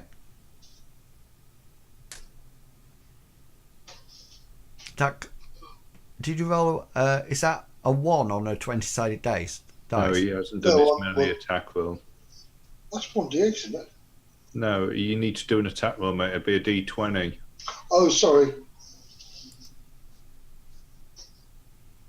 13. What is that? Hang on, because you're not targeted on me. Let me just check what my armor class is. My armor class is 15. Yeah. So that misses. Yeah. Yeah. Okay then. Do that, and yeah. So Peter, we're up to you. Raging against this orb, using my bonus action with Frenzy to get 3 attacks, starting with this first one. Cool. 22. That hits. Adding my +2 to my weapon. Take this. 11. Yeah, it's. You can see now that it's. If you look at its little button, it's red. It's not dead yet, but it's very close. I wouldn't stop swinging anyways. I'm a crazy boy. Second attack. Going in right here.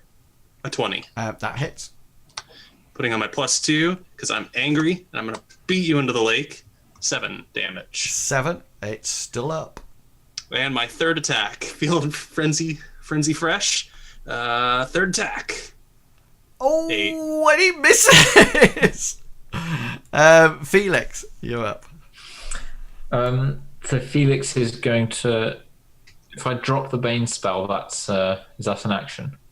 No, it's just like a bonus action. You don't need to use it. What do you want to do? So he was going to stop using that, and then he was going to cast Vicious Mockery at this thing. Yep, that's cool. Hang on. Push the wrong button there. What save do I need? It's just a DC wisdom. But you succeeded it anyway. Cool. I succeeded. Excellent. Do you wish to use movement or anything, Felix?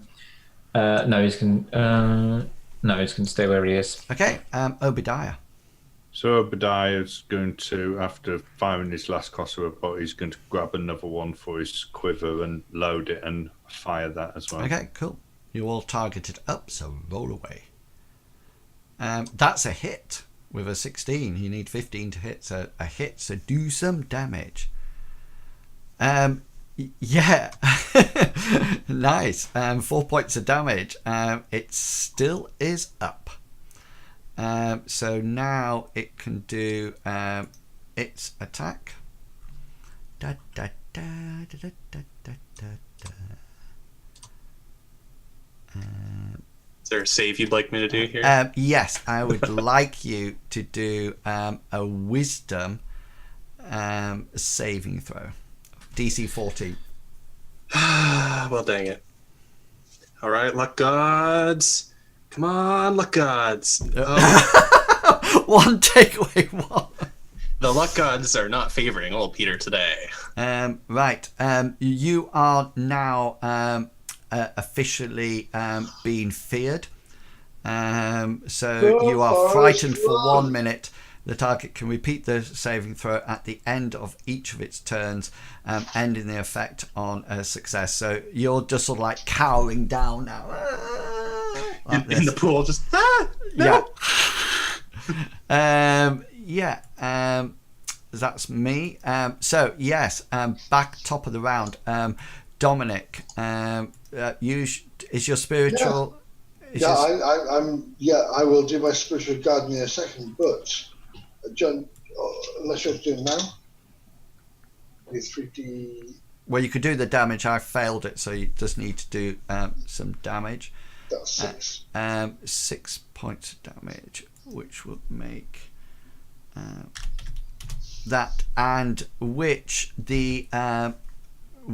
as your spiritual guardians swarm around it, it actually kills the big ugly eye that sort of like their blade sort of like slice at it as the spiritual guardians, and it's like, and then this beholding this big ugly eye just sort of like splashes down into the water, sending water and duckweed over all three of you, and as it just sort of like cascades over every single one of you. Yeah. I was up with my guiding bolts, but anyway. Which means that is now out. At least we didn't die this time like the last lot. That's always a win in my book. Cool. What would you like to do? I'd like to defeat my cowering. Yes, nature. you will come out of it. That's not a problem. I'm just going to award you some experience points. I don't think I put experience points on. There is this weapon. Let's The sword. I'd like to take that unless somebody else thinks that they're more of a knight deserving of a sword to win a princess's heart. So you actually... Yeah, if you want a sword, that's entirely what you would use. So I'm quite happy with that. Does anybody else want a sword? It's actually, just so you know, it's a long sword that is actually Pretty pointy. it's a flame tongue sword. You can use a bonus action to speak to the magic sword's command, causing flames to erupt from the blade. These blades shed a bright light in a 40-foot radius, and in dim, while the sword is ablaze, it deals an extra 2d6 fire damage to any targets it hits. The flames last until you use a bonus action to speak the command word again, or until you drop or sheathe the sword?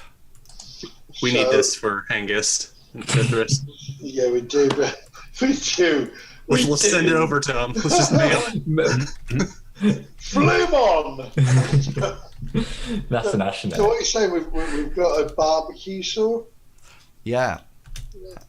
Is that in your parcel now then? It's an items. Yeah, in inventory. Can you Oh, can you see it now?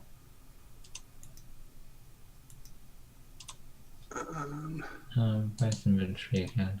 Oh yeah, I see it. Long sword of flame tongue. And can you see that little eye next to it? If you just pick up that eye and drag it onto your actions, it should just come across into it if you can do it. If not, I can bring it across.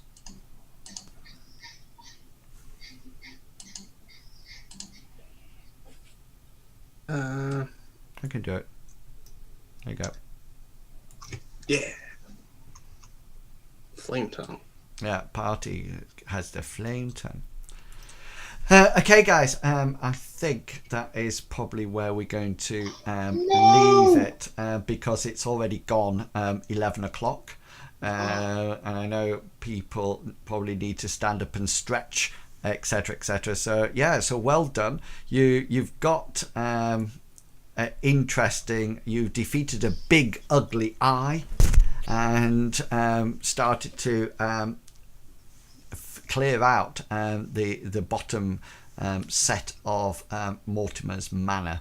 So we'll see at a later date what actually happens. Thank you very much for playing tonight and being initiated into Fantasy Grounds and how it actually works. I think eventually it's fine. I think it just takes some time. I have to do a lot of juggling at this end, but no, it's good. I like how it works. So hope you've enjoyed the night. Does anybody have any announcements that they would like to make? Yes, it's Halloween On Wednesday. on Wednesday. On Wednesday.